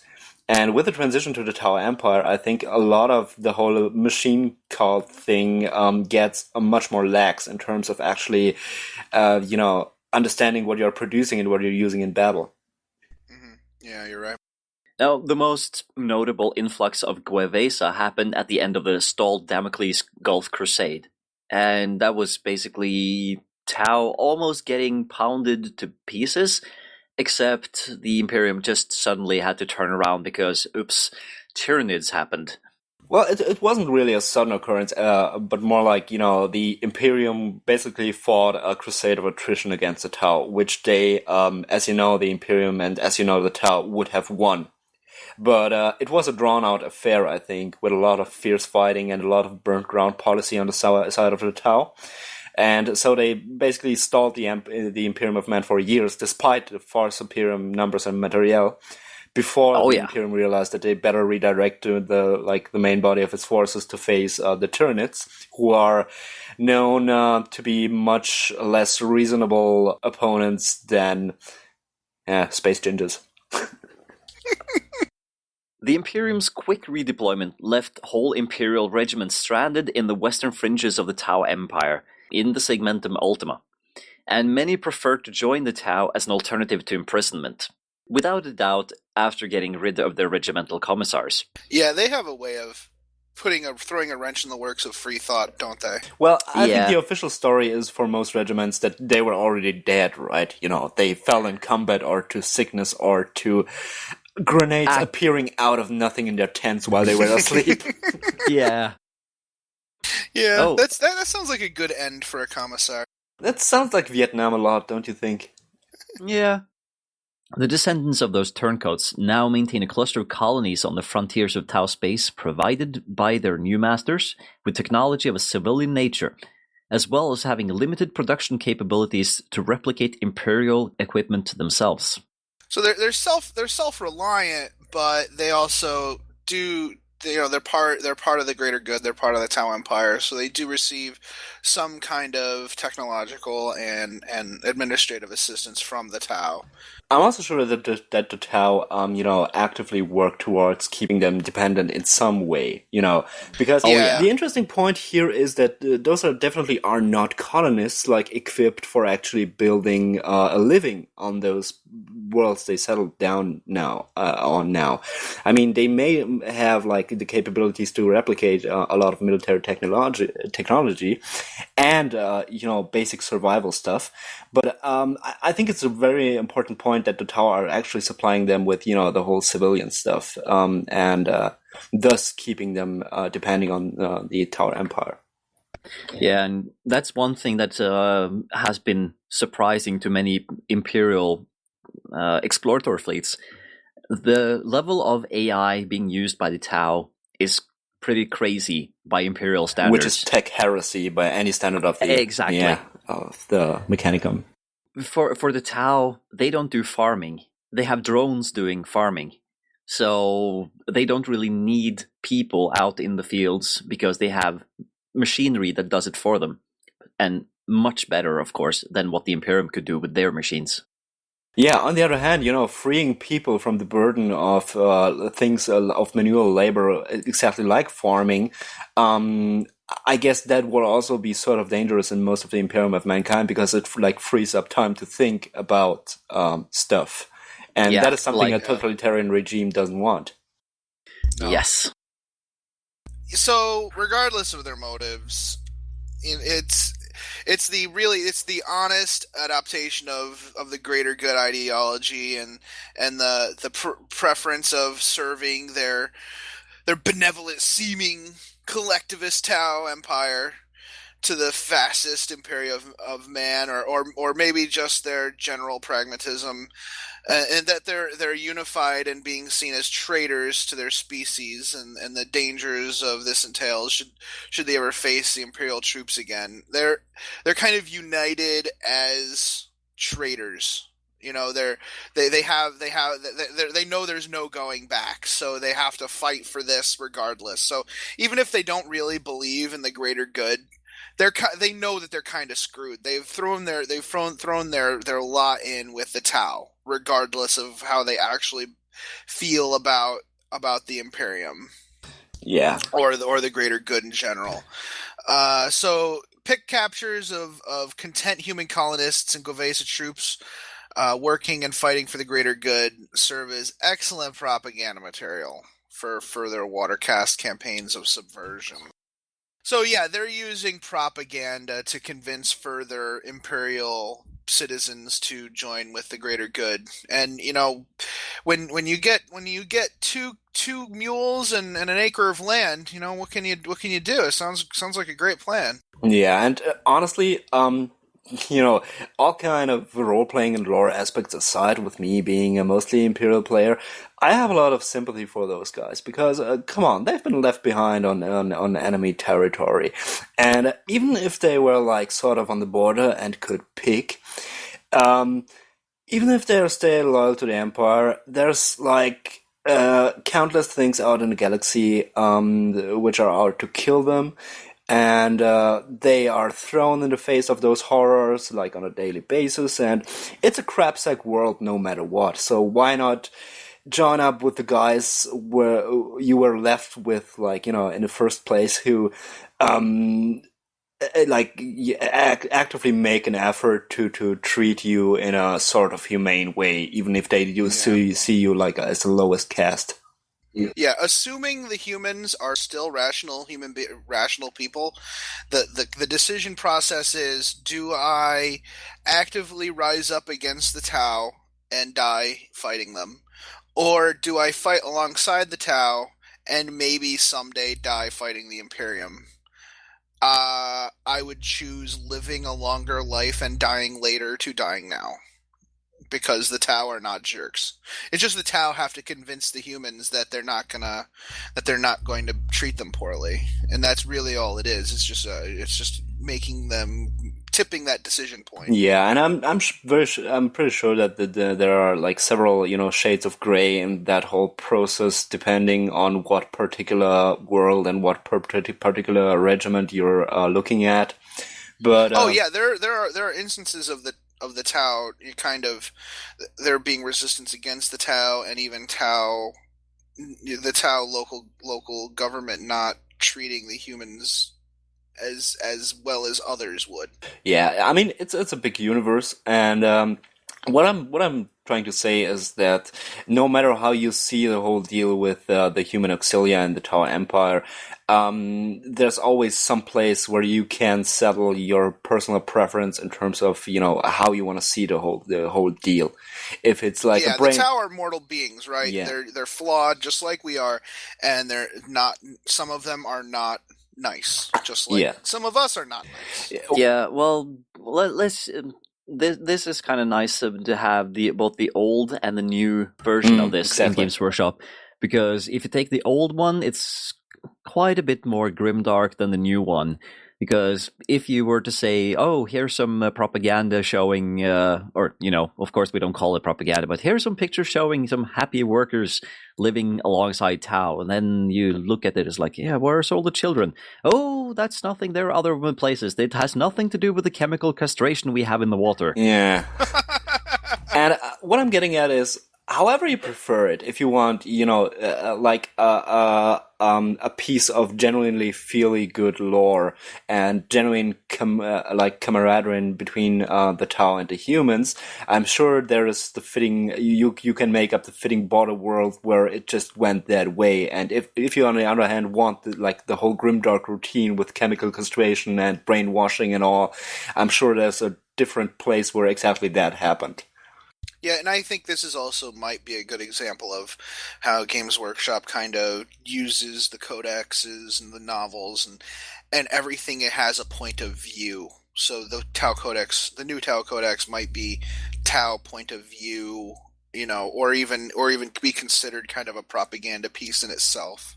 Yeah, exactly. The thing you have to keep in mind with 40k real quick is that whatever you read about it, there's nothing like a strict canon, and more like different perspectives on things, and different perspectives on events, and even partly falsified historical records. And that's a great way to just go back and cherry pick whatever you like about the last 20-30 years of 40k lore, and just declare it a different version of events, like differently perceived by some other fraction or some other historian or whatever. Mm-hmm. So you're very free in your design of your lore on your tabletop. Right.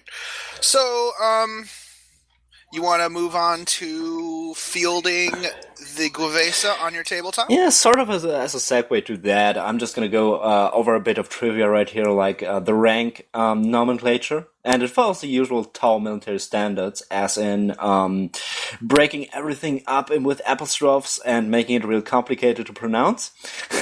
You're an apostrophe. Definitely. Oh, those gingers. Now, the common Gue'vesa trooper is called Gue'vesa La. There's a sergeant called Gue'vesa Ui, I guess. Captains and equal ranks would be Gue'vesa Vre. Commanders, Gue'vesa L, and the topmost ranks of those border worlds, like governors or generals, would be called Gue'vesa O. Yeah, and what you do is that's really helpful for folks like me who like to put the names of their commanders on the bases, so you'll know when you have your commander inside your Gue'vesa unit, you can call him Gue'vesa O so and so or whatever. But also, I'm kind of doubting that you would find any Gue'vesa L or Gue'vesa O, simply because I don't think the Tau would trust any humans in that high a position. Yeah, that might be honestly a bit of fan wank, as we like to call it. But once again, that depends on how you want the relationship between your Tau and your humans, right? Yeah, it's helpful if you want to tell a specific story about an especially trusted or Gue'vesa commander, especially thoroughly brainwashed. No matter how you depend on that. Yeah. He's really drank the Kool-Aid. Exactly. So there's two ways of representing this on a table. You can have auxiliary elements within your Tau army, as in Astra Militarum allies into your Tau army. Or you can have an entire Astra Militarum army counting as a Gue'vesa regiment with no particular Tau influence at all, just Gue'vesa. Well, Adam, sorry. Sorry. Yeah, you can also kind of, if you really want to represent the kind of sorry. Wow, we're all doing good. Snorri, I really apologize for all the editing you're going to be doing. All right. Nah, not a problem. Yeah, what you can also do is represent some of the up-geared humans, the up-geared Gue'vesa who are actually running with the Tau on the front lines, and just kind of do some counts as fire warriors, just as humans with the pulse carbines in their hands. That's another way to do it. They're just kind of, but I would try not to mix those too much unless you do a really good job of modding up the pulse carbines and the paint on the counts as fire warriors, and then use las guns for the Astra Militarum allies. Yeah, exactly. Yeah. You can sort of regard that like you can go back into human history and see how foreign troops were often integrated into all kinds of different armies in human history. And just to get my point across, those were mostly like segregated. So you had like exclusively foreign regiments within an army structure, but you didn't really mix those up because you had sort of you had and have sort of a localized culture. Yeah, so and let's be honest, Kabil. All right, everybody, send in the French. Send them in. Okay, the Foreign Legion. We'll charge after they've been chewed up. Yeah. All right, now we can charge. Which doesn't apply that much in the sense of the fact that the Foreign Legion was, for most part of the history, quite well supplied and well armed. I don't want to say it would be the other way around. I don't want to say elite unit, but they were mostly like used as their own like detachment in an army and sent to the flank or whatever. But they mostly kept up with the battle pretty well for themselves. So it's less cannon fodder than let's just set those guys loose. We don't understand what they're saying anyway. And the French Foreign Legion kind of wasn't all that French anyway. It was part of the French army, but it wasn't necessarily so many French people in it. Well, that's sort of the joke about it, because it was a legion they lent out to a lot of other countries, but on the other hand, it was composed mostly of non-French who applied for French citizenship after serving in the Foreign Legion. So sort of a double deal here.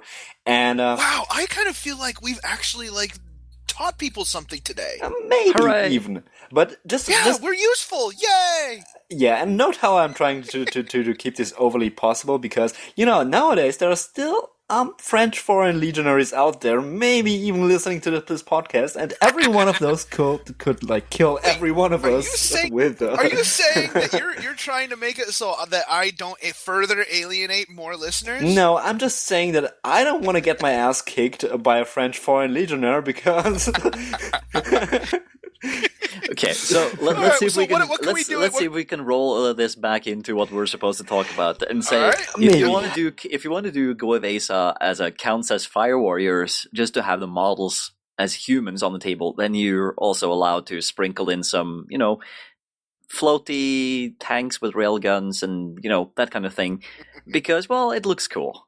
Maybe they are actually well regarded kind of human auxiliaries that actually have access to or are getting support by the Tau Empire at a much higher level than just guardsmen being sent into will do what guardsmen do best. Yeah, and I was just pointing out that you maybe just should abstain from sprinkling actual humans into like full-fledged Tau squads, because that wouldn't be very likely to happen. No, And, Right. Yeah. Well, this does have the distinction of not having a lot of fluff about it, so making crap up is probably not going to be too bad, because there's not a lot out there.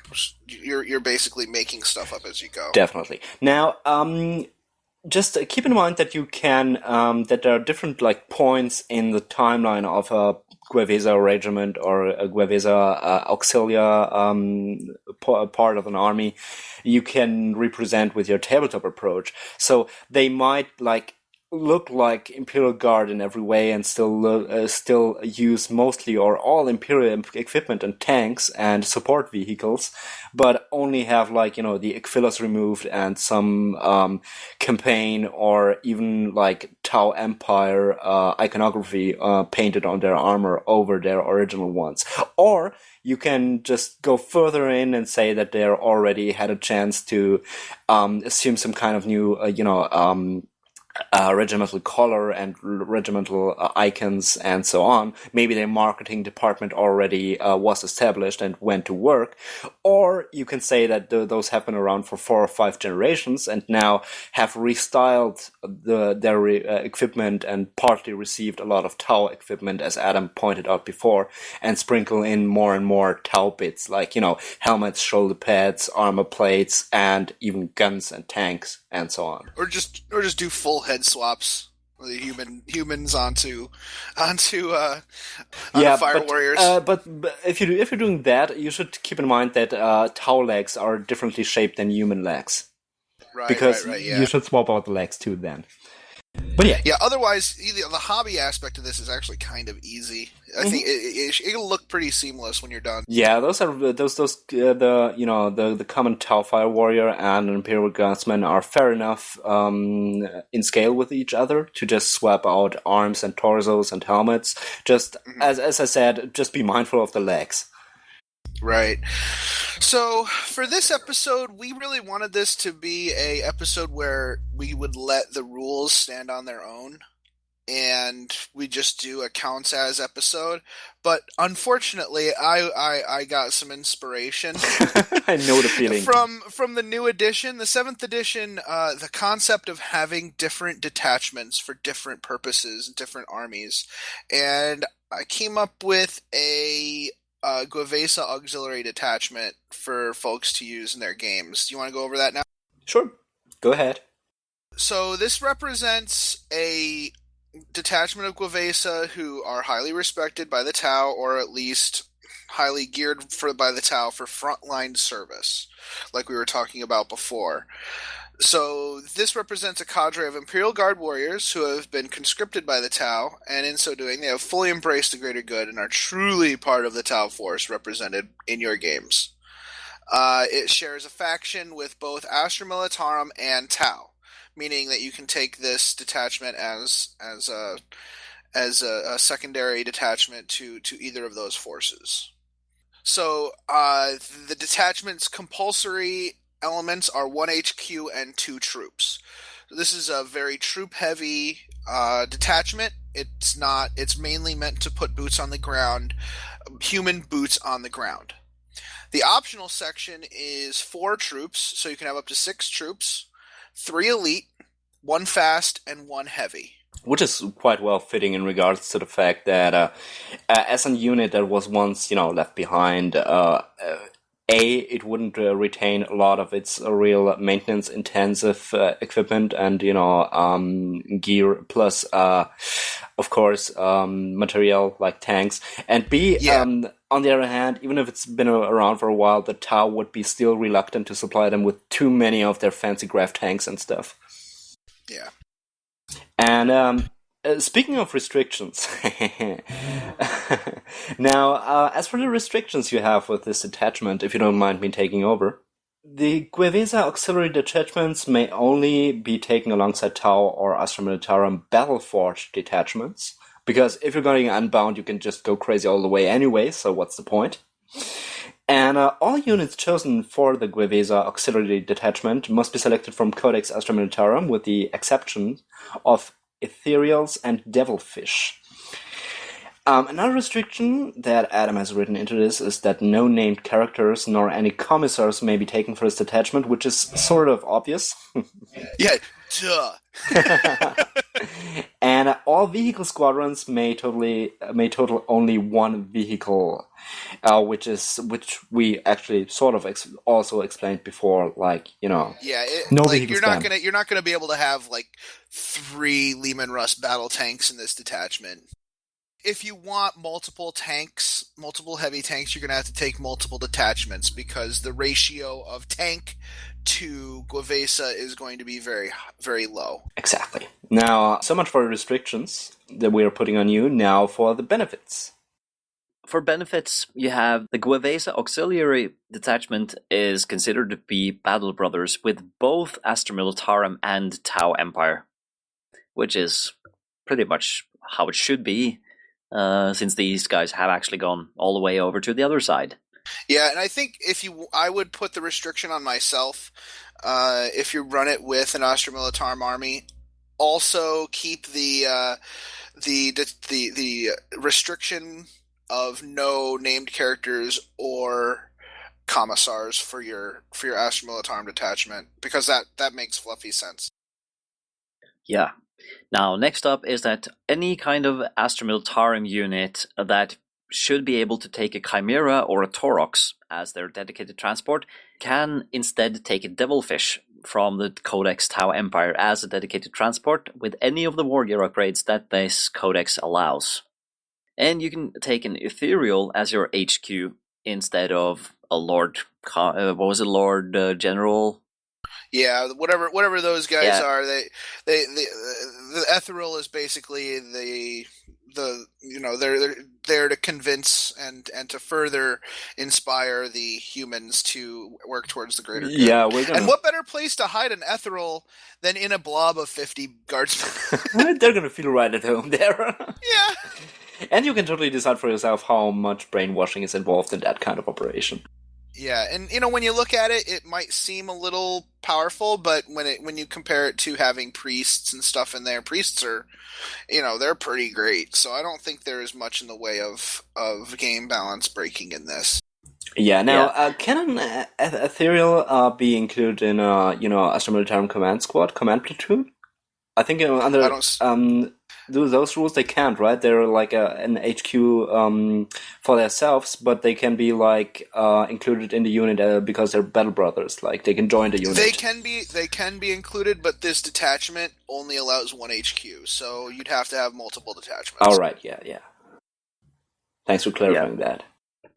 So, final benefit is that all troops in a detachment like this has the objective secured special rule. So they do actually count as a full-fledged army, as in war battle-forged. Yeah, definitely. This is basically a battle-forged detachment to be added to Astra Militarum or Tau. So what do you think, guys? I think that would be a fun detachment to use, and I think it's in line with other detachments. It's not... I think the objective secured makes sense, considering you're still limited in your unit selection, very limited in your unit selection. So I don't think that's going too far. Definitely. I mean, I think it's a great piece of writing in terms of it's not too complicated to field this one, but it definitely has its own flavor. All right, so I think that wraps it up nicely. And you were. I hope everybody looks forward to the next many faces of the Astra Militarum. I'm sure y'all can imagine what we might do. Yeah, I think that's gonna be a fun little segment to do here and there, and just inspire you guys out there to the slew of possibilities you have with 7th edition, and especially with Astra Militarum in regard to counts as. So this is it for this segment, I guess. Yep, we'll be right back. Close out the show. Hey, Masters of the Forge listeners, do you want to start a Warhammer 40,000 club in your area? Or are you looking to expand your gaming group? Do you want the people you attract to that group to be good quality individuals? Do you want to advertise your YouTube channel? Do you want to attract more subscribers to your hobby blog or online community? Then what better way than to advertise on the Masters of the Forge podcast? All we ask of you is that you email us at mastersoftheforge@gmail.com or message us on Facebook with the full text of your advertisement, including the region in which you live and any contact information people can use to get a hold of you. We will have one of our many tech servitors read your advertisement on the air. We promise not to make fun of you. Though we can't always predict the actions of our servitors. You really can't find good help these days. No, you can't. Alright, everybody, that was episode 6 of the Masters of the Forge. I hope you enjoyed it. What do you guys think? I think we had a good episode, even though it was late in coming.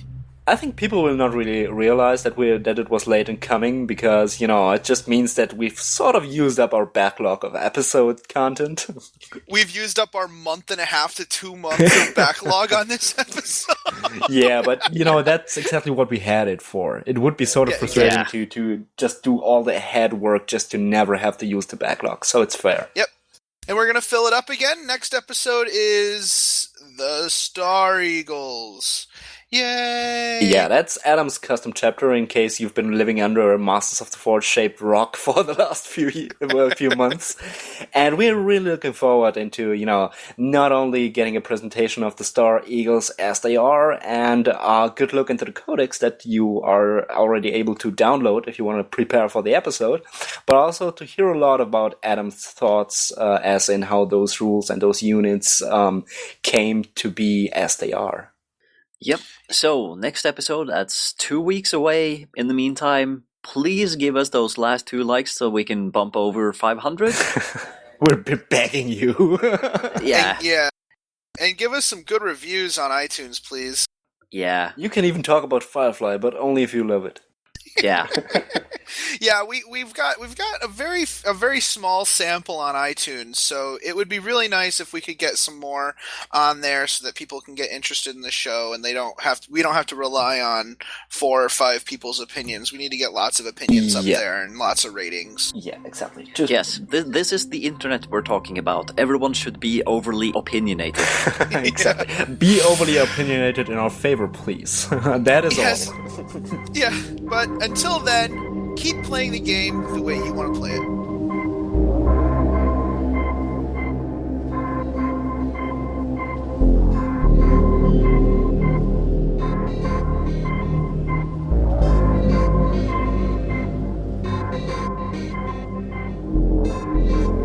This podcast is protected by the Creative Commons Attribution, No Derivatives, Non-Commercial International License.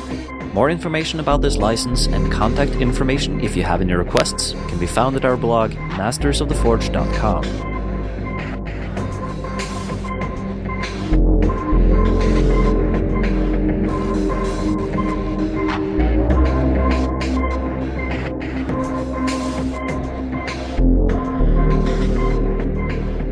The music used in this podcast was made by Podod of the duo Sublevel 3. The track is used with his permission.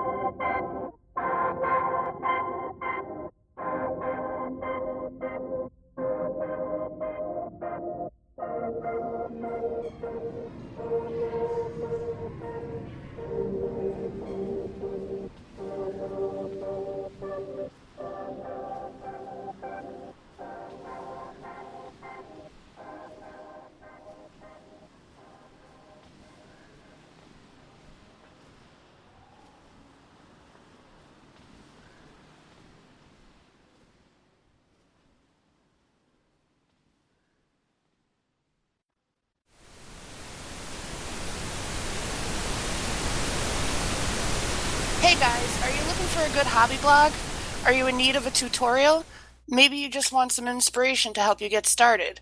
Well, look no further than the 40K Hobbyist. Drew is a 40K hobby veteran with more than a decade of... Maybe a little more enthusiasm. Really, Adam? Are you going to stand over and... Go ahead. It's not funny. I thought I was enthusiastic. You were enthusiastic. What? Very good. Adam, All right, go ahead. you want me to do these things and then you make fun of me. I'm sorry. And you wonder why I don't want to do it. You know, he's quiet. He's afraid. He's nowhere near here, and he's terrified. Yeah. I'm sitting here laughing so hard I wouldn't believe it. All right, start again. Just continue.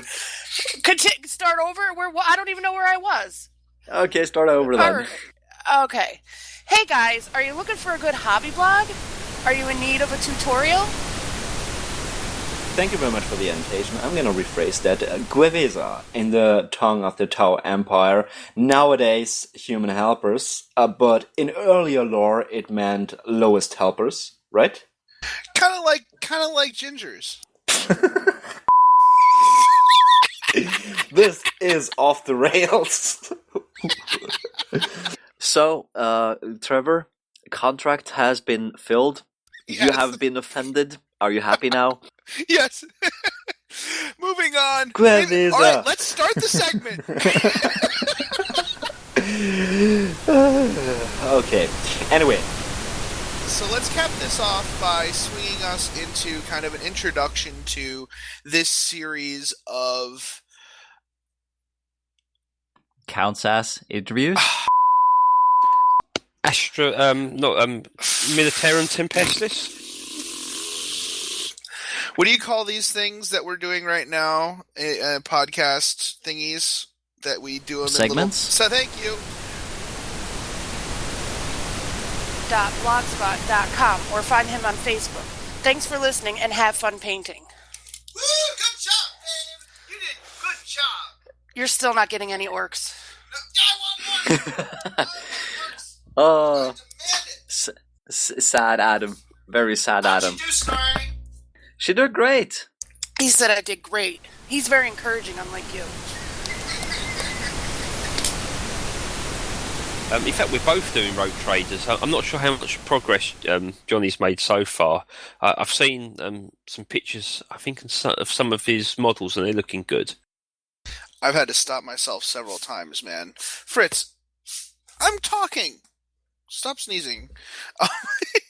I had to stop myself several times from buying a... Oh, for Christ's sake. I'm going to let him out. I think that's an outtake.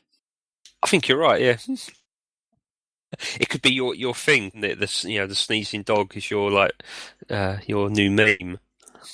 Well, in this case, it's a sneezing cat. Oh, it's a cat, There we is it? go. Oh, okay, right. Yeah. All right, I thanks. actually really liked that when it said that. I was like, yeah, of course, it's Fritz the cat. I was like, oh no. Oh, great. Fritz the cat. Yeah, except this one's fixed. He can't get in trouble by Yeah. betting his own sister. All right. So, where was I? Oh. End edit point. Make it snappy. Snorri's got things to do. He's an important man. What? Don't give me any lip. Don't act big and bad with your C-list internet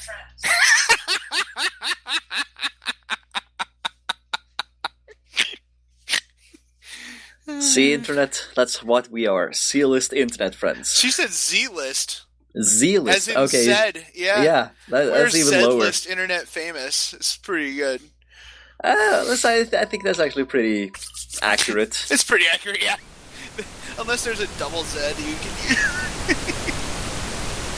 I think I want to cap this off by kind of guiding us into the series of yeah. Let's just add some ums here for you, Snorri. Sorry. All